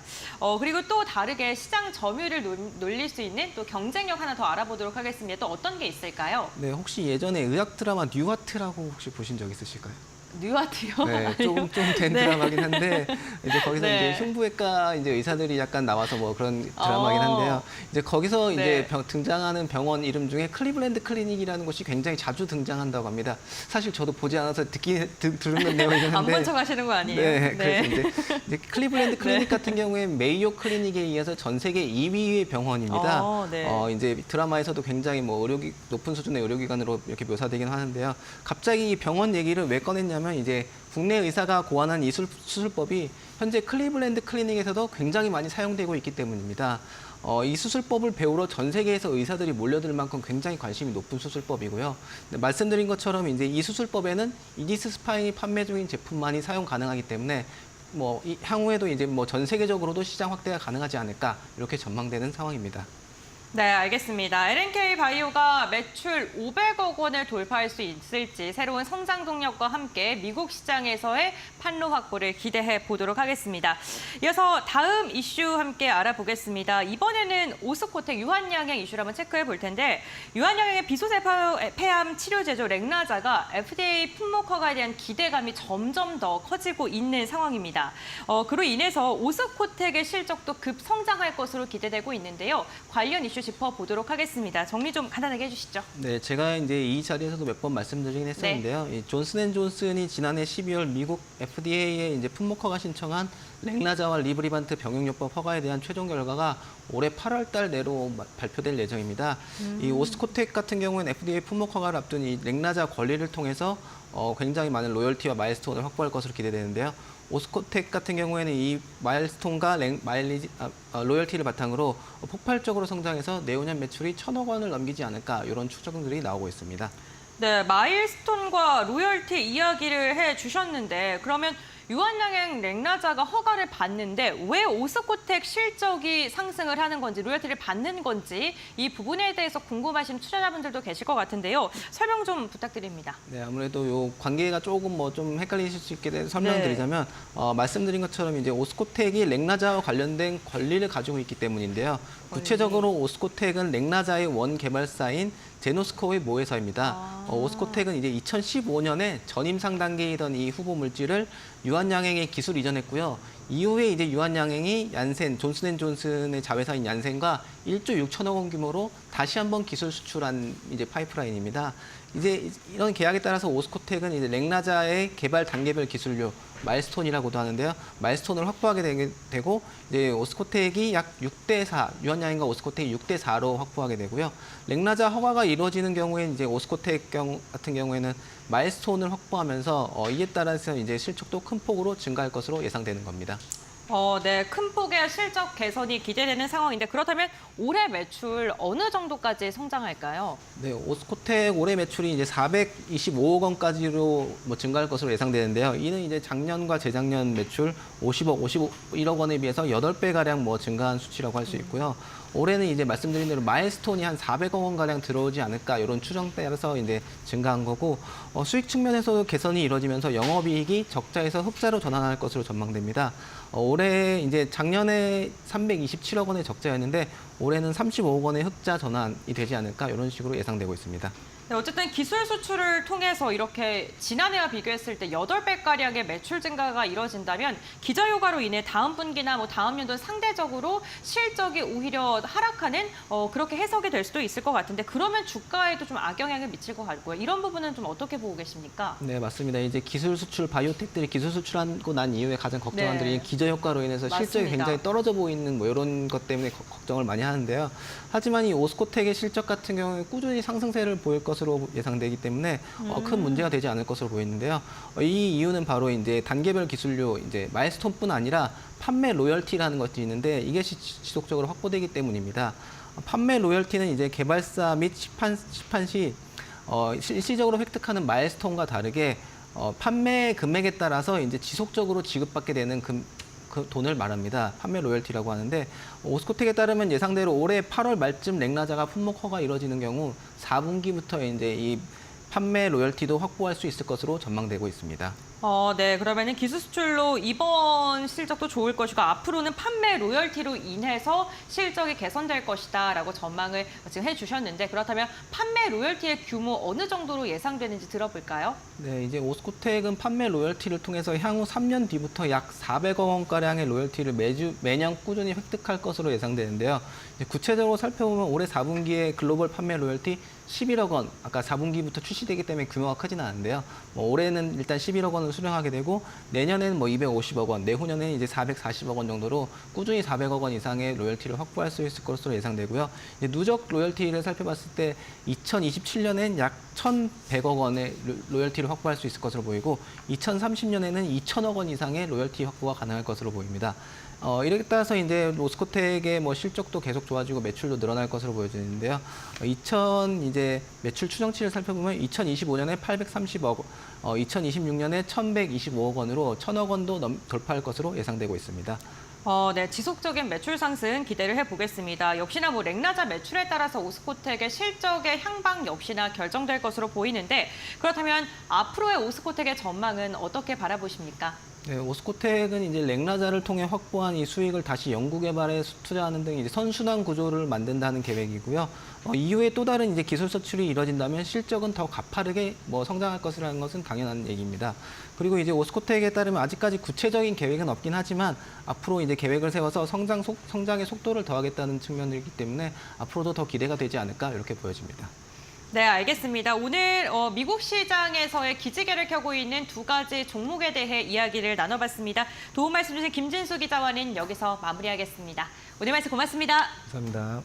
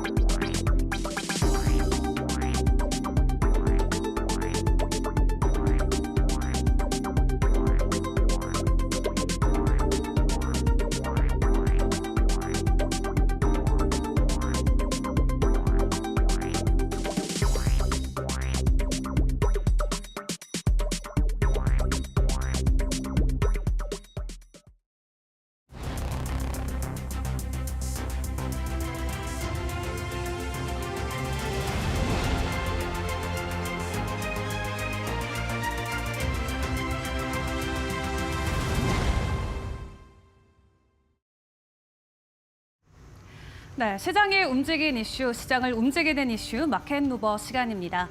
오늘 국내 증시에서 LS 그룹주들 모두 동반 상승세를 보이고 있습니다. 두 자릿수 이상 강한 상승 흐름을 받아가고 있는데 바로 오늘 이 이슈 때문인데요. LS 전선이 1조 원을 들여서 미국의 해적 케이블을 설치한다라고 합니다. 새로운 수주를 받아왔다는 소식과 함께 관련주들이 동반 강세를 보이고 있는데 통 투자 금액은 하나로 9,400억 원 정도로 확인이 되고 있고요. 여기에 보조금까지 더해진다면 더 큰 규모의 매출을 올릴 수 있을 것으로 기대감이 나오고 있습니다. 현재 국내에 가지고 있는 공장보다도 더 큰 규모로 미국의 공장을 짓는다라고 하는데 해당 공장을 통한 예상 매출 규모 같은 경우는 5천억 원이 넘어갈 것으로 기대가 되고 있고요. 내년에 본격적으로 착공에 들어가서 오는 27년에 완공이 되고요. 28년부터는 본격적으로 가동이 될 것으로 예상되고 있습니다. LS전선이 미국에 공장을 짓게 된다라고 하면은 미국 안에 있는 최대 규모의 공장 시설이 될 것으로 기대감이 나오고 있는 가운데 LS 그룹주들 같은 경우는 해적 케이블뿐만 아니라 그에 들어가는 원재료까지 직접적으로 가지고 있는 만큼 이 수직 계열화된 그룹사의 장점을 더 부각시킬 수 있을 것으로 기대감이 나오고 있습니다.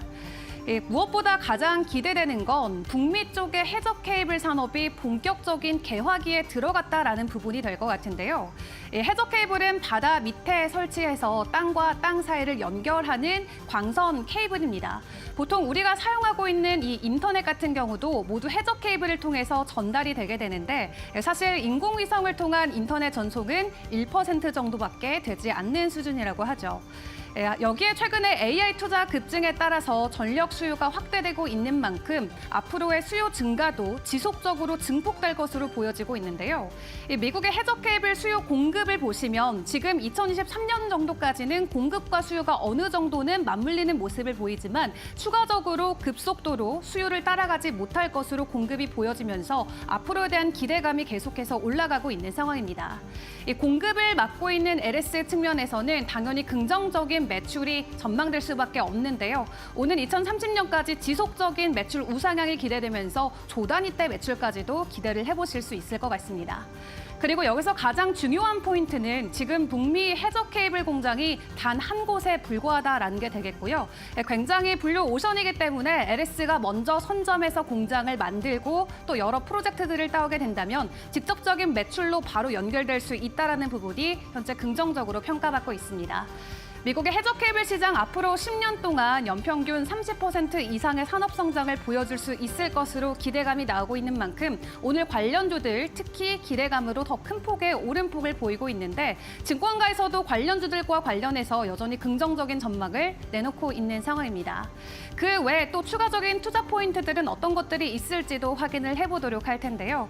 이 AI 전력 수요와 맞물려서 전반적인 기대감이 있기는 하지만 무엇보다 먼저 기대감이 나왔던 것은 바로 주주 환원 확대와 여러 가지 이 밸류업과 관련된 부분이 될 것 같습니다. 전반적인 그룹주의 영업 이익 추이를 놓고 보더라도 앞으로 지속적인 우상향 전망이 그려지고 있는 가운데 오늘 전해준 1조 원대 수주 소식 앞으로도 LS 주가에 날개를 달아줄 수 있을지 함께 확인해 보시면 좋을 것 같습니다. 네, 이렇게 시장을 움직이고 있는 이슈 확인해 봤고요. 이제는 시장에서 움직이고 있는 종목들에 대한 투자 포인트 알아보겠습니다. 지시인포의 박수범 대표와 함께합니다. 안녕하십니까? 네, 안녕하십니까?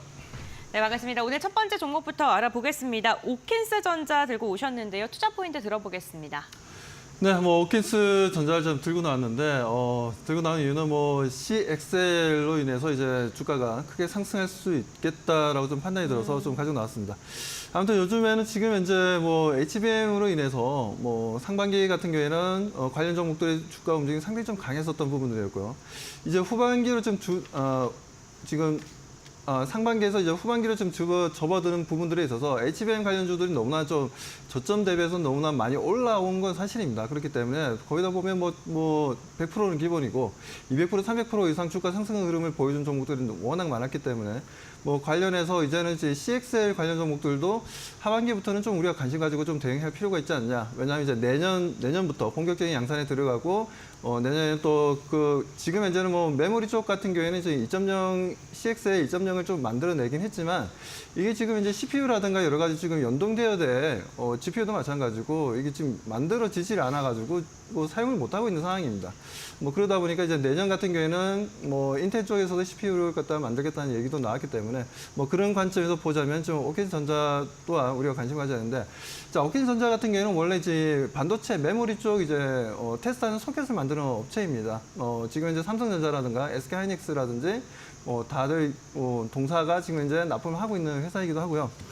뭐 그리고 지금 그리고 수급적으로 보더라도 3일 연속 외국인들의 수매수가 좀 들어오고 있는 분위기입니다. 그렇기 때문에 뭐 오킨전자 오늘 전체적으로 CXL 관련 종목들이 좀 오후장 들어서 약세 흐름을 좀 보여줬는데, 그런 부분들은 뭐 일시적인 이제 뭐 주가의 뭐 톤다운이라고 좀 보고 있고요.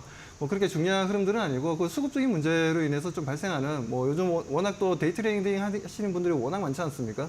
뭐 코스닥의 전체 거래량의 절반 이상이 뭐 데이 트레이딩 물량이라고 할 정도로 지금 데이 트레이딩 물량이 국내에서 지금 이제 상당히 좀 많아진 부분들에 있어서 CXL 종목 또한 뭐 등락폭이 좀 강할 수는 있다라고 좀 판단하고 있습니다. 하지만 그 등락폭을 보여주고는 있지만 다시 한번 추세상 상승 분위기로 이어나갈 수 있다라고 저는 보고 있고요. 그다음 차트를 보면서 좀 잠깐 말씀을 좀 드리겠습니다. 네. 자, 차트를 보게 되면 오키전자 같은 경우에도 지금 현재 계속해서 하락 추세를 좀 보여줬어요. 하락 추세를 이제 1월 말부터 해서 계속해서 하락 추세를 보여주다가 최근 들어서는 이제 주가가 다시 한번 상승 분위기를 만들어주고 있고, 뭐 거기에 따른 평균 거래량이 좀 늘고 있다는 게 좀 특징적입니다. 이런 특징적인 분위기를 통해서 지금 현재 뭐 언제가 된다라고 명확하게 좀 말씀드리기는 좀 힘들긴 하지만 뭐 조만간 추세적으로 다시 한번 레벨업되는 양봉의 강한 상승 흐름들, 수급의 움직임들을 보여줄 것으로 좀 기대하고 있고, 그리고 오킨전자 같은 경우는 최근에 레거시 쪽의 분위기도 워낙 좀 ASP도 올라가고 좀 분위기가 좋기 때문에 뭐 그런 부분에 있어서도 하나의 또 실적에 대한 기대감도 있다라고 말씀드립니다. 그렇기 때문에 2분기 실적에 대한 기대감을 가지고 그래서 우리가 관심을 가져야 되고, 저는 현재 가격대도 상당히 좀 매력적인 가격대라고 좀 판단하고 있으니까요. 우리 시청자분들 뭐 종가로 베팅하셔도 되고 아니면은 내일 시장의 움직임을 또 보시면서 대응하셔도 상관없다라고 말씀드리면서 분할 매수를 하시든 아니면 턴키로 그냥 한 방에 다 매수하시든 상관없이 대응하시면은 분명 시간이 지나면 지날수록 좋은 결과 만들어낼 수 있다라고 자신 있게 말씀드릴 수가 있습니다. 네, 알겠습니다. CXL 관련 기업인 오킨스 전자를 첫 번째 종목으로 지금 선정을 해주셨고요. 지난주부터 해서 주가가 한 단계 레벨업 되긴 했지만 추세적으로 1월부터 봤을 때는 끊임없이 하락을 했고 현재 구간이 위치적으로 그다지 높은 위치는 아니다라고 이야기해 주셨습니다. 다음으로 두 번째 종목 알아볼 텐데요. 리가켄 바이오입니다. 오늘 그리고 바이오 관련 기업들 최근 좀 순환매 돌면서 흐름이 굉장히 괜찮은데 리가켄 바이오는 어떠한 투자 포인트 들어볼까요? 네, 리가켄 바이오 뭐 다들 아시다시피 레고켄 바이오죠. 레고 쪽 장난감 쪽에서 이제 또 소송을 걸다 보니까 이름을 쓰지 말아달라 해가지고 이제 사명이 바뀌었는데, 자 다들 아시다시피 지금 현재는 최대 주주가 오리온입니다. 소위 이제 초코파이를 만드는 회사죠. 오리온 쪽에서 보면 그동안 계열 회사들 중에서도 이제 바이오 관련된 계열 회사가 하나 있었어요. 하나 있었는데, 뭐 계속해서 오리온 쪽에서는 지속적으로 이게 식품 쪽으로는 더 이상 이제 크게 성장할 수 있는 원동력이 좀 부족하다라고 판단해서 바이오 쪽을 계속해서 투자를 하다가 뭐 그중에서 ADC 관련된 기술력이 전 세계적으로 가장 1위라고 얘기할 수 있는 리가켄 바이오를 인수하게 된 배경이었습니다. 자, 리가켄 바이오 같은 경우는 최근에 보면 라이센스 하우스를 통해서 2조 2천억이나 매출을 좀 만들었던 부분도 있고요. 그리고 지금 현재 우리나라 같은 경우에 약 5년 동안 보게 되면 약 47억 정도의 라이센스 아웃을 47조 원이죠. 죄송합니다. 47조 원 정도의 라이센스 아웃을 통해서 104건 정도 되는 라이센스 아웃을 통해서 이제 계속해서 수익을 좀 창출해내고 있는 분위기입니다. 뭐 최근에는 뭐 ABL 바이오도 마찬가지였고, 그리고 IM 바이오로직스라는 회사가 비상장 회사이긴 하지만 뭐 같이 또 연구 개발했던 HK 이노엔이라든지 이런 종목들의 움직임도 최근에 뭐 주가 상승 흐름이 굉장히 좋았습니다. 아무튼 이렇게 해서 지금 이제 라이센스 아웃에 대한 기대감이 높아지는 제약 바이오 회사들이 좀 계속 나와주고 있고, 그리고 뭐 삼성 바이오로직스라든가 아니면 셀트리온이라든가 실질적인 지금 현재 생산 캐파를 좀 늘리고 있고, 그에 따른 실적에 대한 기대감이 상당히 좀 높아지고 있는 제약바이오 대형주들의 움직임도 좋습니다. 그리고 오늘 보니까 또 한미약품 같은 경우에도 이제 뭐 뭐 지분 싸움 때문에 좀 여러 가지 좀 노이즈가 좀 발생했던 부분들이 있는데 이런 부분들도 정리가 되다 보니까 오늘 크게 또 급등 전환 좀 되었고요.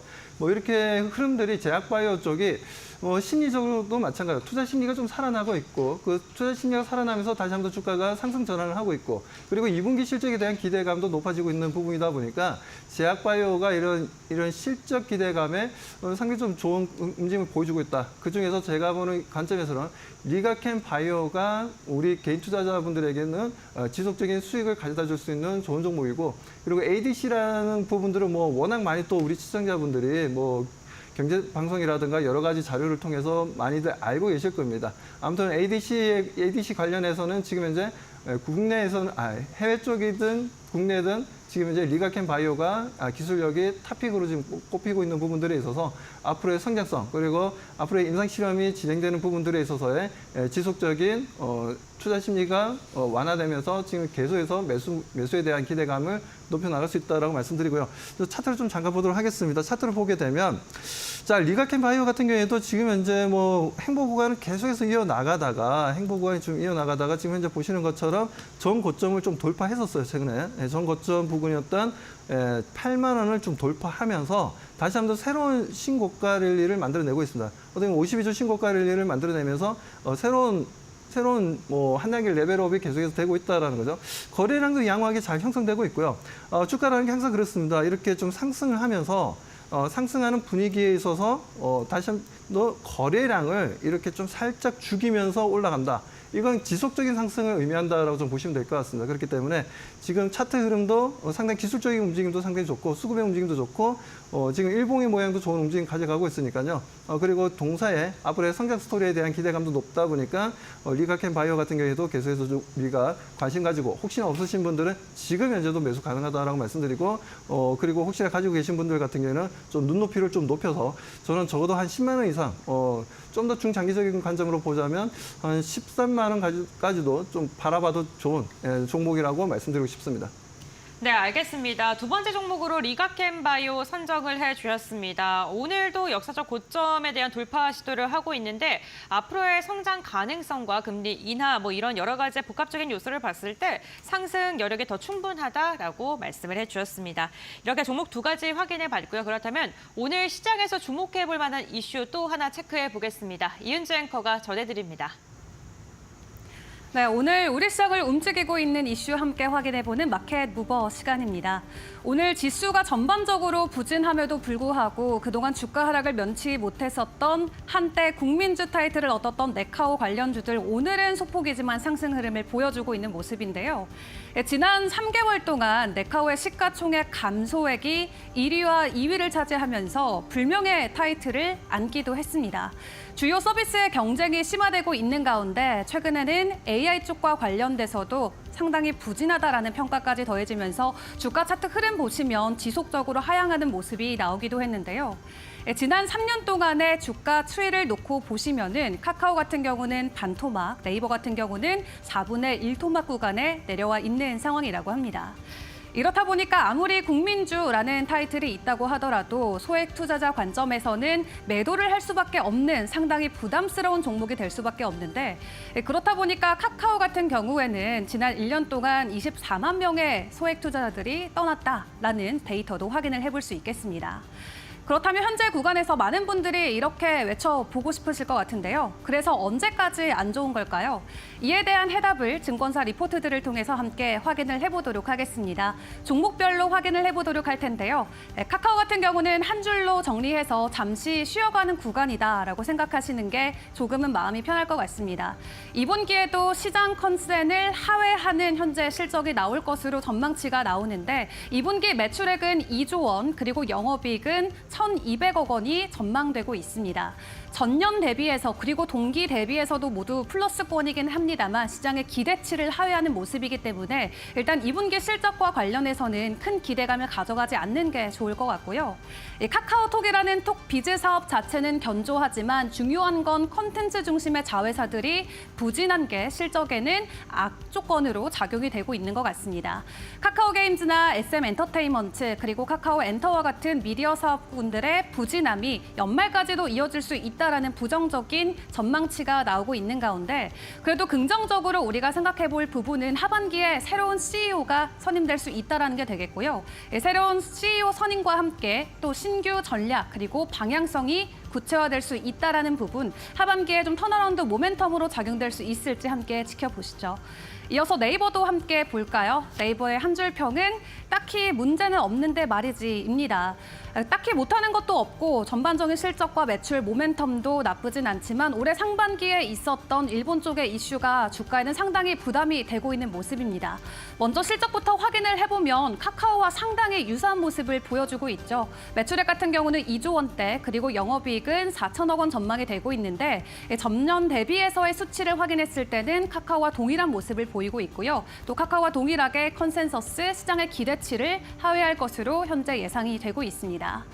그럼에도 그 안에서 긍정적인 부분은 계절적 비수기임에도 불구하고 클라우드의 매출이 26%가 증가됐다라는 부분이 될 것 같고요. 또 그 반대로는 현재 네이버 쇼핑 쪽에서의 거래액이 급격하게 감소되고 있는 부분은 실적에 부담이 될 수 있겠습니다. 최근 중국의 저가형 브랜드들이 한국으로 강하게 들어오고 있는 가운데 네이버 쇼핑이 직격탄을 맞고 있는 모습을 보여주고 있는데 그래도 올 여름에 네이버가 그나마 웃을 수 있었던 것은 웹툰이라는 모멘텀이 될 텐데 일회성 비용으로 우리가 생각을 해야 되기 때문에 이 부분을 제외하면 올 하반기까지의 네이버 또 또렷한 모멘텀이 없을 수도 있다라는 부분은 리스크로 생각을 해보시면 좋을 것 같습니다. 다시 언제 한번 웃게 될 수 있을지 국민주 네카오의 흐름도 계속해서 확인을 해보시죠. 네, 이어서 오늘 시장을 움직이고 있는 세 번째 기업 확인해 보도록 하겠습니다. SKC입니다. 유리기판 관련 기업으로도 지금 최근에 주목을 많이 받고 있는데 모멘텀 한번 들어보겠습니다. 네, SKC 같은 경우는 어제도 제가 좀 가지고 나왔습니다. 이틀 연속으로 지금 가지고 나왔는데 어제도 말씀드렸다시피 좀 기술적으로는 20만 원 전 고점을 좀 돌파할 수 있다라고 말씀드렸고 오늘 현재도 보면 지금 5%로 주가 상승 흐름이 아주 좋은 움직임을 좀 보여주고 있습니다. 자, SKC 같은 경우에는 지금 현재 뭐 자회사 뭐 동박 쪽도 있고 그리고 지금 현재 그리고 네.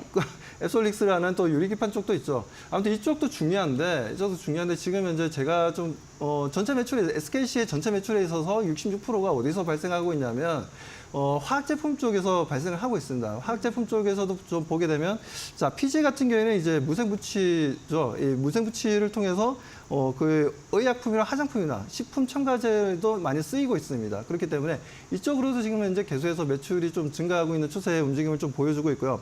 그리고 디플로리렌이라 해가지고 지금 관련된 제품을 통해서 화장품 쪽이죠. 이제 보습제로도 이제 사용될 수 있는. 그러니까 우리가 소위 얘기해서 이제 수분을 머금고 있는 특성이 있는데 이런 부분들을 통해서 이제 고급 화장품 쪽에도 이 소재가 들어간다라는 겁니다. 그렇기 때문에 SKC 하면 우리가 뭐 동박도 생각하시고 유리기판도 생각하시겠지만 지금 이제 최근 들어서 이제 화장품주들의 움직임들이 너무나 좋았지 않습니까? 그리고 이제 ODM으로 생산하는 기업들의 움직임, 코스메카 코리아를 비롯해서 뭐 한국콜마를 비롯한 뭐 코스맥스 뭐 그런 종목들의 움직임들도 상당히 좀 좋은 움직임을 가져가는 모습들이었는데 여기에 이제 재료를 또 납품하고 있는 업체가 어디냐? SKC라는 겁니다. 그런 관점에서도 화장품 시장이 좋으면 좋을수록 동사 또한 실적에 대한 기대감이 높아질 수 있다라고 좀 말씀 좀 드리고 싶고요. 아무튼 동사가 지금 현재 동박 쪽도 하고 있는데 SK 넥슬리스 같은 경우에는 지금 이제 동박을 거의 뭐 시장 점유율 70% 정도 가져가고 있고 그리고 지금 LFP 배터리 관련된 동박을 새롭게 또 개발을 했습니다.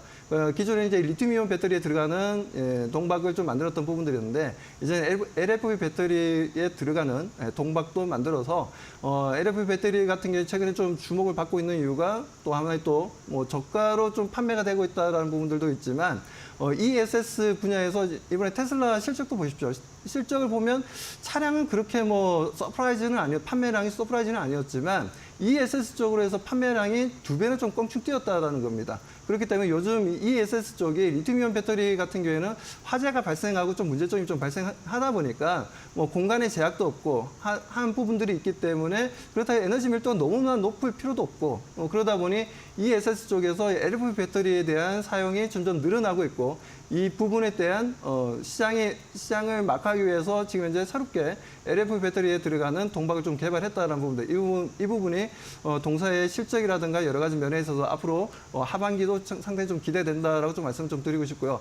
자, 그리고 어제도 좀 말씀을 드렸지만 이제 유리기판이죠. 무엇보다도 유리기판 이제 SK 애틀릭스를 통해서 지금 이제 유리기판을 내년부터 본격적으로 양산에 들어가는데 지금 현재 파일럿 라인을 좀 깔아놨어요. 파일럿 라인을 깔아놓고 여기서 이제 수율을 맞추는 작업이 이루어지고요. 수율이 맞춰지면서 어느 정도 이제 불량률을 최소화시키면서 그때부터 이제 본격적인 양산을 할 수 있는 양산 라인을 다시 또 깔게 됩니다. 그렇게 되면 그 부분이 이제 내년부터 이제 시행되는 부분들이기 때문에 그렇게 보자면 SKC 같은 경우는 현재도 뭐 5% 이상 좋은 움직임을 가져가고 있고 최근에도 20만 원 정도 터치하고 다시 한번 좀 밀리는 흐름들이긴 했지만 다시 20만 원을 돌파하면서 새로운 상승 추세 움직임도 기대하셔도 좋고요.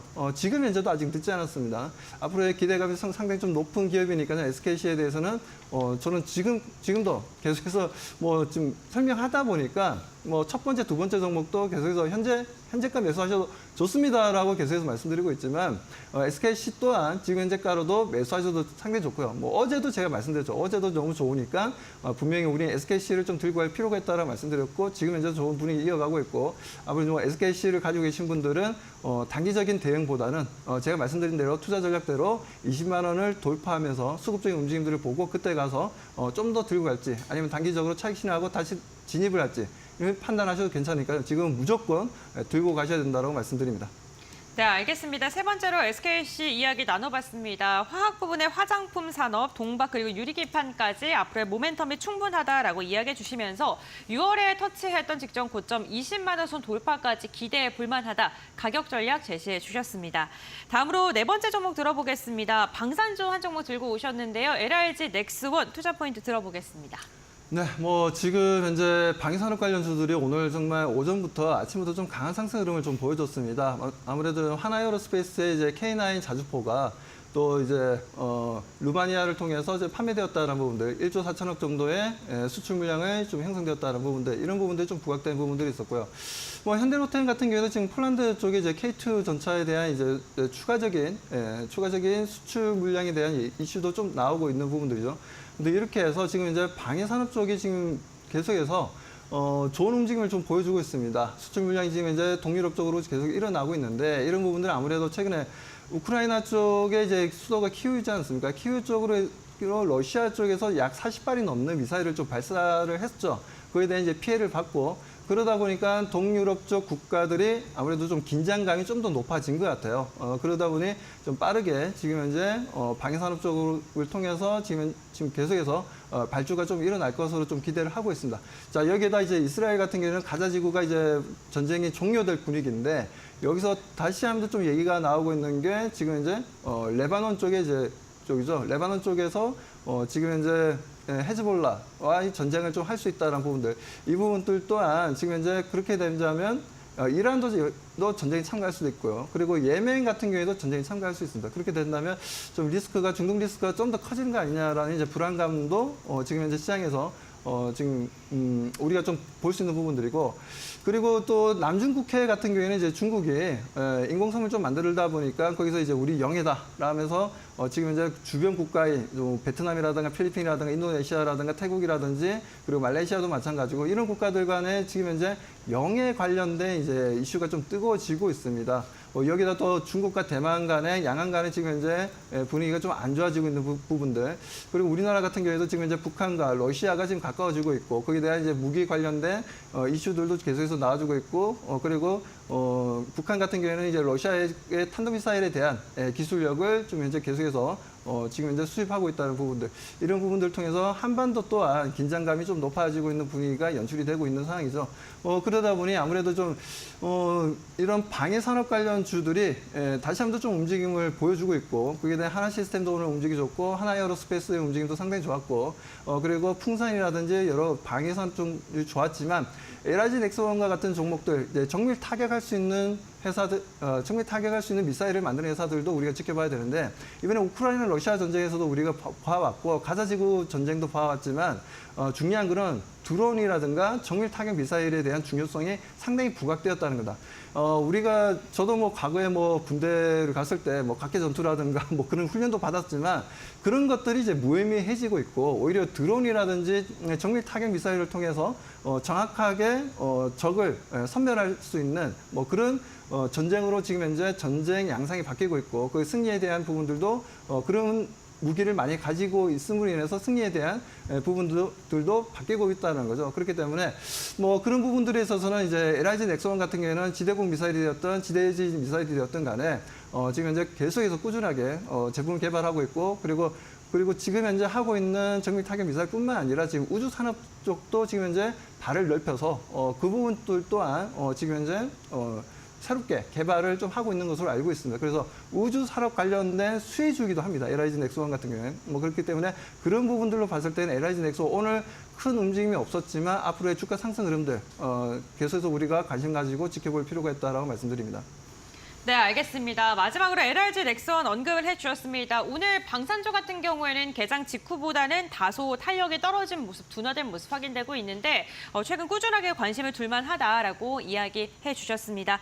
이렇게 시장을 움직이는 특징 종목 4가지 함께 살펴봤습니다. 오늘 말씀 여기까지 듣겠습니다. 고맙습니다.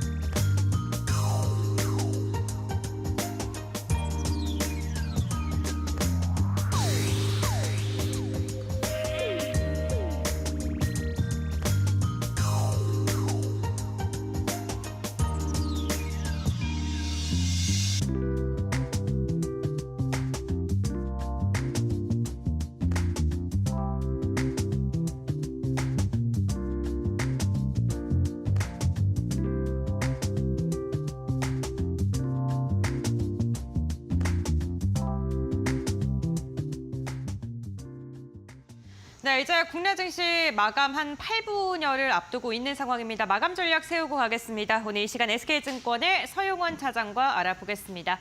안녕하십니까? 네, 안녕하세요. 네, 차장님 오늘 국내 증시 어떻게 마무리할까요?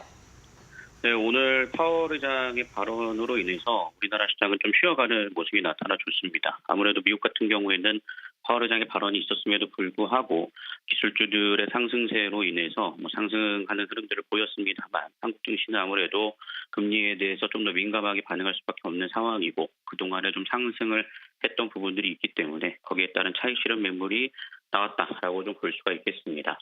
좀 쉬어가는 모습들 중에서도 그래도 하나 에어로스페이스와 관련해서 방산 수주가 이어지면서 방산주들이 강세를 보였다라는 점, 이 점은 그래도 좀 긍정적인 흐름이라고 볼 수 있겠고요. 과거와는 다르게 시장이 좀 조정을 받을다 하더라도 시장이 좀 크게 눌리기보다는 종목들이 눌리기보다는 어느 정도 쉬어가면서 외국인 수급이 여전히는 좀 견조하다라는 점에서는 충분히 좀 긍정적인 시각으로 보셔도 되지 않을까 싶습니다.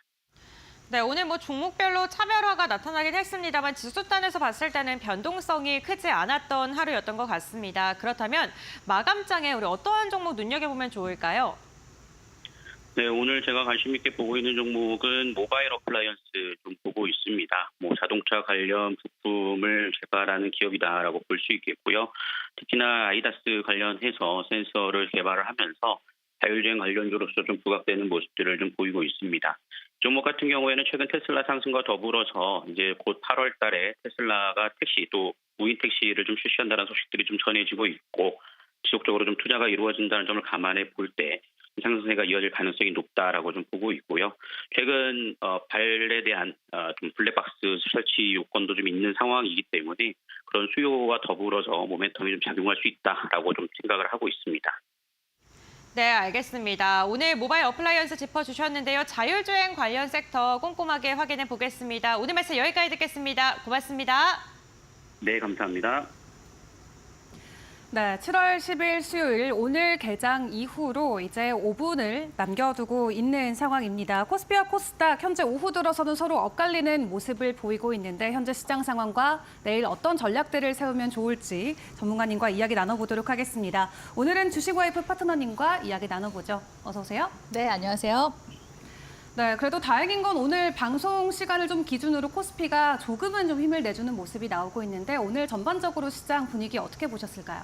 오늘도 코스피 시장에 외국인 매수세가 들어오긴 했는데요. 전반적으로 시장 분위기 자체는 좀 숨고르게 하는 분위기인 것 같습니다. 오늘 주요 업종들 보니까 방산주 내지는 화장품 쪽 그동안 조정 줬었는데 네. 반등 좀 주는 모습이고 그 외 나머지 종목들은 대체로 오늘 약세 움직임이었거든요. 내일 이제 CPI 결과 발표 나오고 그다음에 내일 모레는 또 PPI 결과 발표 지금 경제 지표 앞두고 나서 시장에 경계 심리가 좀 만연하게 퍼져 있는 분위기인 것 같습니다. 2,900포인트 구간대 지금 앞두고 나서 계속해서 증시도 코스피가 또 랠리를 지금 계속 펼치다 보니까 피로감도 좀 어느 정도 있는 상태라고 볼 수가 있거든요. 그렇기 때문에 지금은 좀 쉬어가는 흐름인데 여기서 이제 돌다리도 두들겨보고 건너야 되는 게 아무래도 경제 지표다 보니까 지금 시점에서는 아무래도 좀 경계 심리와 함께 관망 심리도 좀 강화되는 그런 시점인 것 같습니다. 그래서 오늘 보면 대형주 위주로 오늘 전반적으로 좀 쉬어가는 약세 움직임이 좀 더 두드러지게 나타났었던 것 같고요. 개별주 같은 경우에는 오늘 개별 이슈가 있는 종목들 위주로만 강세 움직임이 나와서 우리 시청자분들이 느끼시기에는 오늘장 정말 재미없다, 심심하다 싶으실 수도 있을 것 같습니다. 저 역시 좀 이제 증시 보면서 여기서 바로 2,900포인트를 넘을까 하는 부분에 있어서 아직까지는 저도 의심이 좀 있는 단계이긴 하거든요. 그래서 만약에 2,900포인트를 넘어선다 하면은 상징적인 3,000포인트대까지 쭉 올라가면서 썸머랠리에 대한 기대감이 더 한층 더 올라갈 가능성이 높기 때문에 그 구간에서 한번 변곡을 주면서 쉬어가는지 아니면 다이렉트로 가는지 그 부분이 아마 이번 주 이제 경제 지표 나오는 거에 의해서 좀 갈리게 되지 않을까 싶어서 우리 시청자분들도 지수 구간대는 좀 같이 함께 확인을 하시면서 가시는 게 좋을 것 같고요. 코스닥 같은 경우에는 최근에 몇 달 정도 지금 답보된 상태로 개걸음하고 있는 흐름입니다. 그래서 중소형주 같은 경우에는 최근 주가가 낙폭 구간을 좀 그리는 종목들이 많이 나타나고 있거든요. 아무래도 이제 국내 증시 하시는 분들은 대형주보다 중소형주 하시는 분들이 많이 계실 거라고 생각이 듭니다. 그래서 대형주 장세에서 사실 지금 웃고 있는 거는 외국인만 웃고 있는 상태고 개인 투자자들은 이 시장의 수혜를 지금 받고 있지 못하고 있는 상황이거든요. 그래서 코스닥 같은 경우에도 한 900포인트대 정도는 올라와줘야 대체로 지금 조정받고 있는 중소형 종목들이 키 맞추기를 해줄 가능성이 높기 때문에 일단은 코스닥 분위기가 살아나는 것도 굉장히 좀 중요한 부분이라고 보고 있습니다. 최근에 제약 지수들이 올라오면서 코스닥도 어느 정도 반등을 주는 모습이긴 한데요. 그럼에도 불구하고 투심 자체가 아직 코스닥 쪽에서는 살아나지 못하고 있는 모습이기 때문에 계속해서 코스닥 역시도 추세를 좀 돌려나가는지 확인이 필요한 시기라는 점 말씀드리면서 관망세 우리 시청자분들이 이번 주는 좀 유지를 하셔야 될 것 같다라고서 오늘 시장 정리 도와드리도록 하겠습니다. 네, 최근에 가파른 그래도 상승 흐름 보여왔습니다. 그에 따른 숨고르기 장세 오늘 조금 펼쳐졌는데요. 이번 달 들어서 두 거래를 제외하고 코스피 모두 상승 흐름으로 마무리가 됐었죠. 오늘 또 추가적인 상승 만들어내면서 마무리가 될 수 있을지 이 시각 시장 상황 바로 확인을 해보도록 하겠습니다. 오늘 동반으로 하락하면서 출발했던 코스피와 코스닥, 그래도 장 막판에 코스피가 외인들의 매수세에 힘입어서 조금은 힘을 더 내주고 있는 모습이죠. 강보합권이지만 2,869선 지켜내주고 있는 상황이고요. 코스닥 같은 경우는 현재 0.2% 정도 가격 하락이 나오고 있습니다. 858선 지나가고 있는데 이 본격적인 어닝 시즌을 또 앞두고 있는 만큼 최근에 굉장히 긍정적인 흐름을 보였던 음식료 업종이나 화장품 업종에 힘입어서 코스닥 좀 하반기에는 더 힘을 내줄 수 있을지 이 부분도 함께 지켜보시면 좋을 것 같습니다. 오늘은 다소 다소 엇갈리는 모습이 나오고 있습니다. 간밤 미증시도 그러했는데 또 오늘 저녁에는 파월 의장의 추가적인 발언까지 준비가 돼 있는 만큼 매크로적인 이슈, 내일 증시는 어떻게 받아갈지도 굉장히 궁금한 상황입니다. 일단 오늘 우리 증시는 서로 엇갈리는 모습을 보인 채 마무리가 될 것 같은데 이 각 지수마다의 수급 주체 동향은 어떠했는지도 파악을 해보도록 하겠습니다. 먼저 코스피 쪽에서는 외국인만 홀로 매수세를 하는 모습이죠. 이렇게 마무리가 될 것 같은데요. 개인과 기관들의 하락세가 오늘 유독 돋보였습니다. 코스닥 쪽에서는 동일하게 매도 흐름이 나오고 있는 모습이었는데요. 오늘 우리 증시 이렇게 코스피는 강보합으로 그리고 코스닥은 약세로 마무리 짓습니다.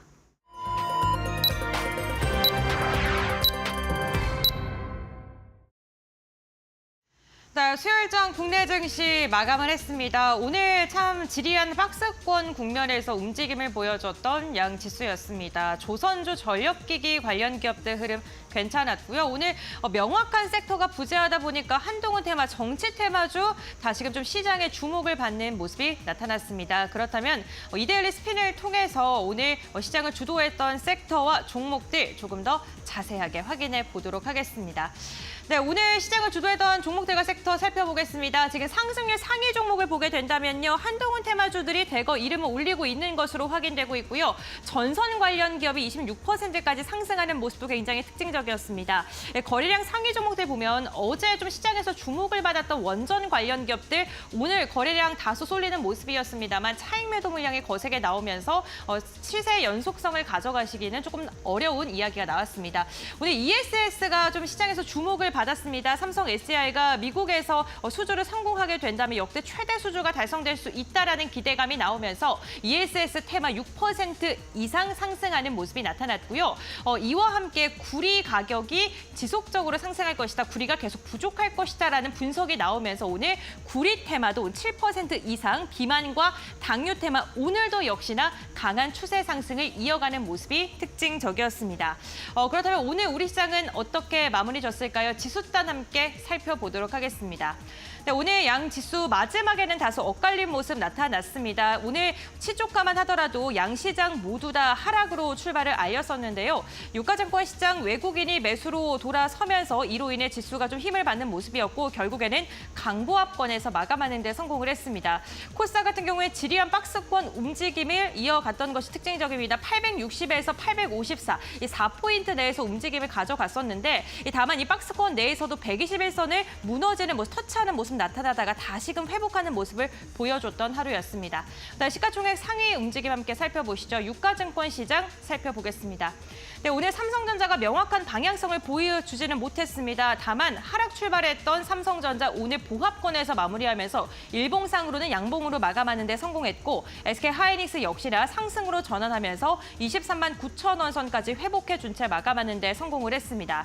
오늘 삼성바이오로직스가 시총단 5위권에 지금 안착을 한 모습이고요. 1.3%가량 상승하면서 막판에 다소 힘을 내주는 모습입니다. 80만 원 선 돌파하는 데 성공을 했습니다. 다음은 6위부터 10위권의 흐름 함께 살펴보시죠. 네, 오늘도 완성차 기업들의 흐름은 그다지 좋지 않았습니다. 기아가 0.4%, 어제 미국 법인발 악재가 오늘까지 좀 이어지는 것으로 보이고요. 제약바이오 다소 엇갈린 모습, 삼성바이오로직스는 상승 마감했지만 셀트리온은 1% 이상 빠진 채 힘을 잃은 채 좀 마감을 하는 모습이었습니다. 저 PBR 관련 기업들 지난주 흐름 굉장히 좋았는데 이번 주 지속적으로 내리막길 걷고 있습니다. KB금융이 1.8%가량의 하락을 하면서 장 막판에 주가가 더 빠진 채 종가를 체결한 모습 확인되고 있습니다. 10위권까지 보게 됐을 때 우리 시총 상위단의 흐름은 그다지 좋지 않은 모습으로 마감을 했습니다. 다음으로는 코스닥 시가총액 상위 종목들 1위부터 5위권 함께 확인해 보시죠.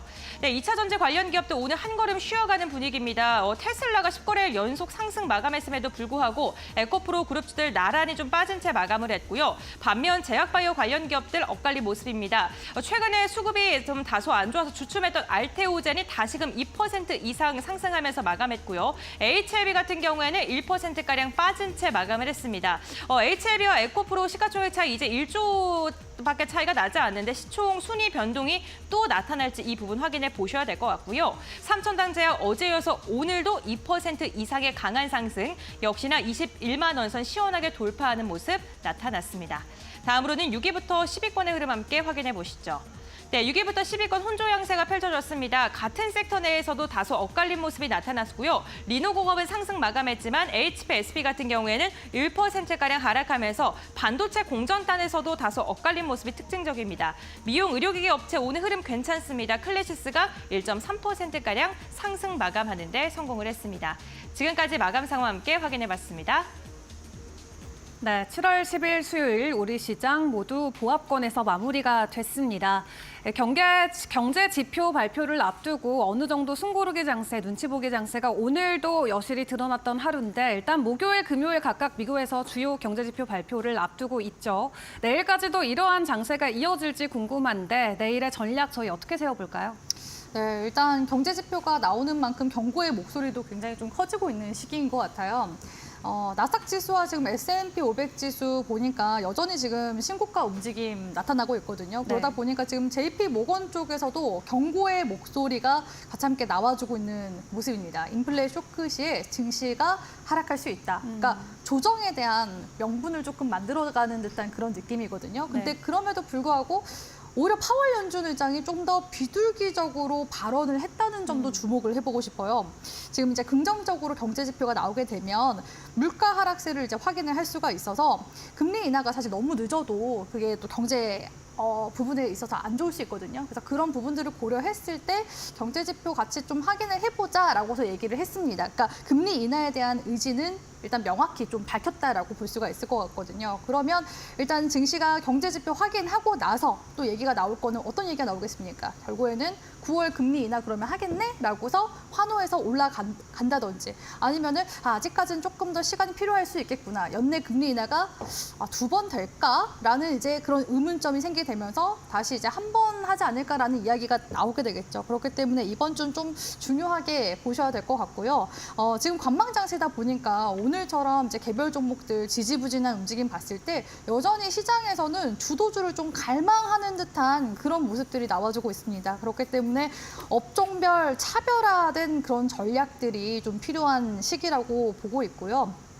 증시가 3,000포인트로 이제 가려면 역시 이제 반도체 섹터가 올라와줘야 되는데 삼성전자가 지난주 정말 어닝 서프라이즈를 냈음에도 불구하고 지금 변수가 있죠. 삼성전자 쪽에서 노조 파업이 무기한으로 연기가 될 수 있다라는 이야기가 나오고 있습니다. 그래서 업황이 딱 반등 나올 때 이런 이제 변수가 있기 때문에 당장의 삼성전자 주가가 이제 10만 전자로 가기에는 약간의 좀 브레이크가 걸릴 가능성이 높다. 그렇게 된다면 우리 국내 증시 역시도 삼전이 10만 전자 가기 전까지는 3,000포인트를 계속해서 탐색하는 구간대가 나오지 않을까라고 보고 있기 때문에 우리 시청자분들도 계속해서 삼전의 주가는 내가 삼성전자를 가지고 있지 않더라도 같이 함께 좀 보시면서 시장 분위기를 좀 파악을 해나가시는 게 이제 중요하겠다 말씀드리고 싶고요. 근데 그럼에도 불구하고 오늘 삼성전자 주가 움직임이 제자리 걸음하는 거 봤을 때는 아직까지 그 파업의 영향력이 주가상 크게 영향을 주는 것 같지는 않아 보이긴 합니다. 그럼에도 불구하고 계속 좀 보셔야 되는 이슈이기 때문에 체크를 좀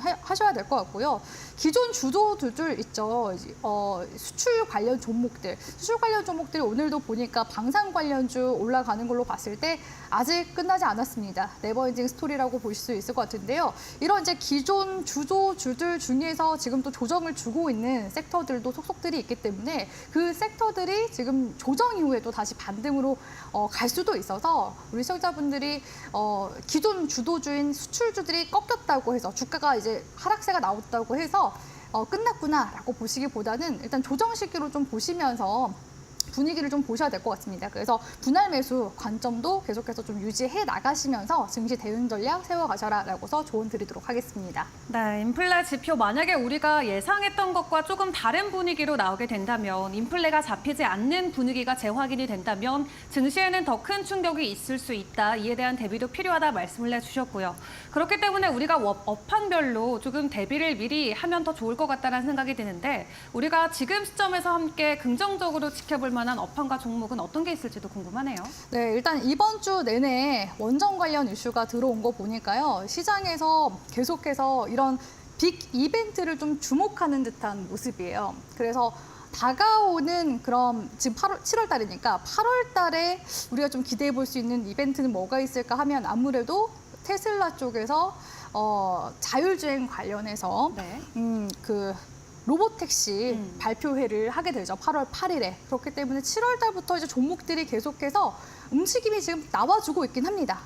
그런데 지금 원전 관련 종목들이 한 2, 3거래일 정도 올라가는 거 보니까 이런 이제 변동성을 좀 계속 만들어 가면서 다가오는 이제 디데이가 왔을 때 확 이제 주가를 올릴 가능성이 높거든요. 그러니까 우리가 좀 미리 대비하는 차원에서 그리고 좀 선취하는 차원에서 오늘은 자율주행 관련주, 테슬라발 이슈를 볼 수 있는 자율주행 관련주인 HL 만도라는 자동차 부품 기업을 가지고 와봤습니다. 테슬라 쪽 관련 이슈들이 지금 모멘텀이 좀 많이 들어오고 있는 편이에요. 미증시에서도 테슬라 주가가 반등세가 나오고 있는 거 보니까 국내 증시 역시도 최근에는 미증시에서 올라오는 종목들 있으면은 그에 또 뒤따라가는 모습들이 좀 많이 관측이 되고 있거든요. 네. 로보택시 이슈뿐만 아니라 지금 최근에는 중국에서 완전 자율주행 FSD 배포도 하기도 했었죠. 그렇기 때문에 지금 테슬라가 AI 소프트웨어 기업으로 인정받을 수 있는 모멘텀들이 지금 좀 있는 상황입니다. 그렇기 때문에 우리 국내 증시에서도 자율주행 관련주들 오늘 제가 드리는 HL 만도는 단연 그래도 자율주행 쪽 중에서 대형주 중에서는 1등 종목이라고 볼 수 있을 것 같고요. 최근에는 종목들이 외인 기관 매수세로 인해서 움직이는 종목들이 많습니다. 그래서 저도 원래는 작년까지만 해도 중소형주 위주로 많이 가져왔는데 네. 올해는 저도 대형주 위주로 우리 시청자분들께 종목을 좀 드리는 것 같아요. 그래서 만도 역시도 최근 실적적인 부분으로 잠깐 한번 보도록 하겠습니다. 자, 실적 보시면은 최근에 현대차, 기아차 이쪽 이제 기업들이 실적이 원체 좋았잖아요. 수출이 호조세를 이제 보이기도 했었고 HL 만도도 현대 쪽과 거래 관계를 맺고 있기 때문에 그에 대한 또 낙수 효과 충분히 지금 받고 있는 모습입니다. 그래서 실적적인 이런 부분들도 지금 안정적인 흐름들 보여주고 있기 때문에 우리 시청자분들이 종목들 매매하실 때 있어서 일단 항상 실적부터 지금 시점에서는 좀 열어놓고서 보시는 게 좋을 것 같다 말씀드리고 싶고요. HL 만도 쪽에 들어오고 있는 또 자율주행 쪽 이슈가 있죠. 바로 자율주행 관련해서 주차 로봇. 네, 주차 로봇이 이번 이제 10월 달 기점으로 해서 인천공항에서 첫 이제 실증에 들어가게 됩니다. 물론 이 HL 만도에 앞서서 현대위아라는 기업이 주차 로봇을 가장 먼저 선보이기도 했었고 가장 먼저 상용화를 해서 지금 그 로봇 친환경 빌딩이라고 볼 수 있는 팩토리얼 성수에서 만나볼 수 있거든요. 그래서 이 주차 로봇 관련된 지금 기대감도 같이 함께 또 들어오고 있는 상황이고요. 이 만도의 자동차 부품 라인업이 굉장히 다양합니다. 자율주행형 브레이크부터 시작해서 전자신호 기반에 맞게 신호를 기반으로 해서 주차 상황이나 조건에 맞게 제어하는 그런 기능을 가지고 있는 브레이크인데요. 그렇기 때문에 지금 자율주행 쪽 수혜 충분히 받을 수 있고 그뿐만 아니라 서스펜션 같은 경우에도 이 만도 쪽에서 굉장히 또 잘 만듭니다. 만도 하면은 최근에 인도발 이슈도 계속 들어와주고 있거든요. 인도 법인의 지분을 지금 어느 정도 가지고 있냐면 9%에서 10%인데 지금 최근 매출액의 또 상당 부분을 차지하고 있는 게 인도향 매출이라고 볼 수가 있습니다. 특히 인도의 샤시 시장 점유율을 지금 90% 정도 가져가고 있기 때문에 이 현대차의 IPO 쪽 낙수 효과와 함께 인도발 이런 자동차 쪽 수주 관련 소식들, 매출 관련 소식들도 충분히 기대를 해볼 만한 그런 이제 기업이라는 점에서 HL 만도를 가지고 와봤고요.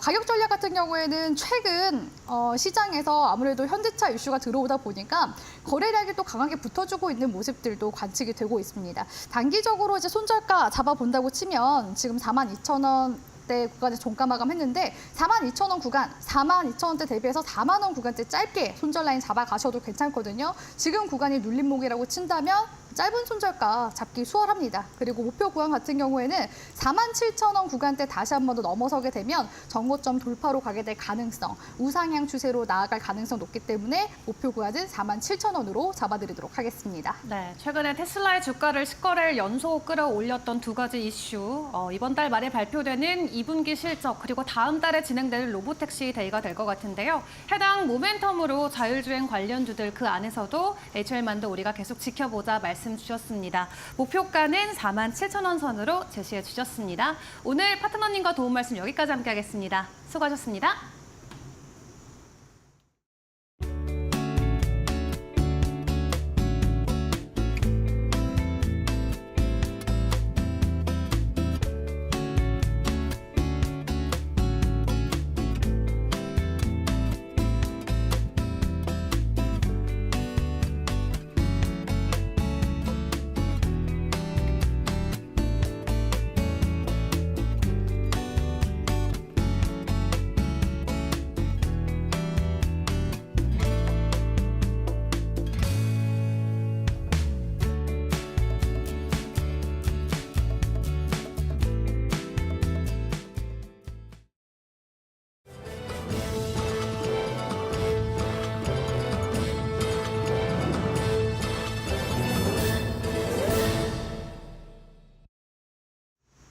계속해서 이데일리 TV 뉴스 전해드립니다.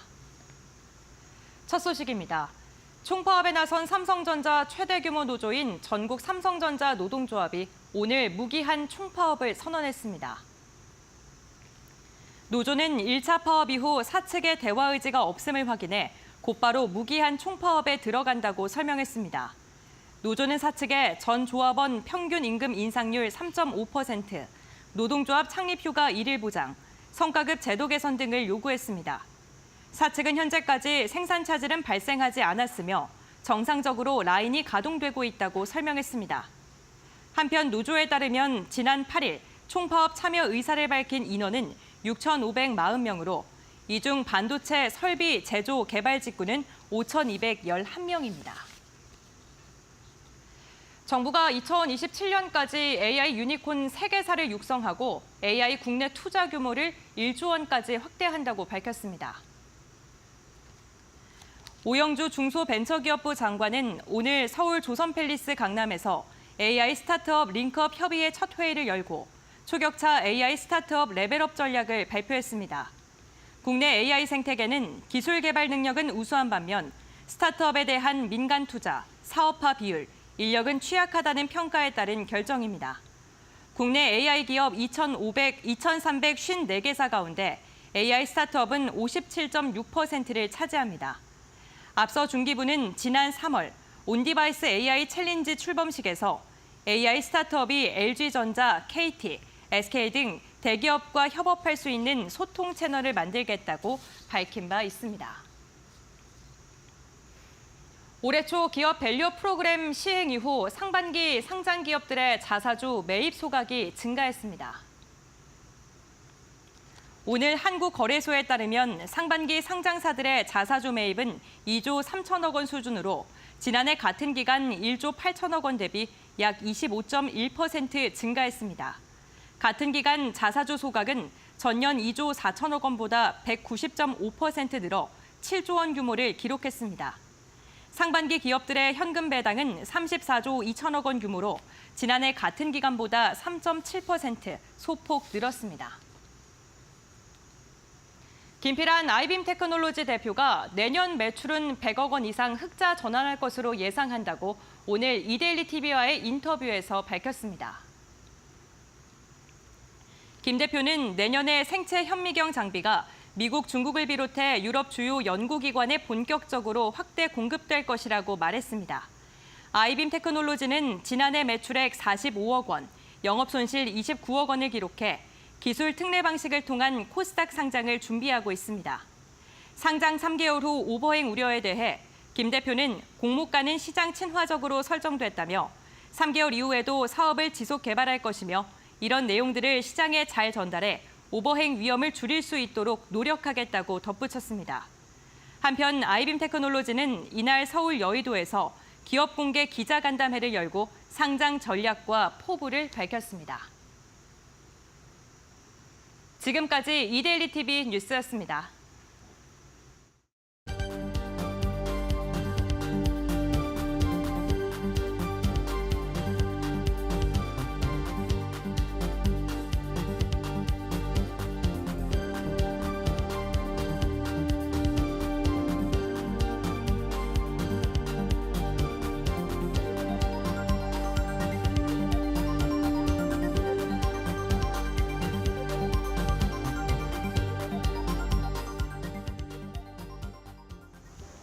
오늘 저희가 준비한 소식은 여기까지입니다. 저희는 내일 더 알찬 소식으로 돌아오겠습니다. 시청해주신 여러분 고맙습니다.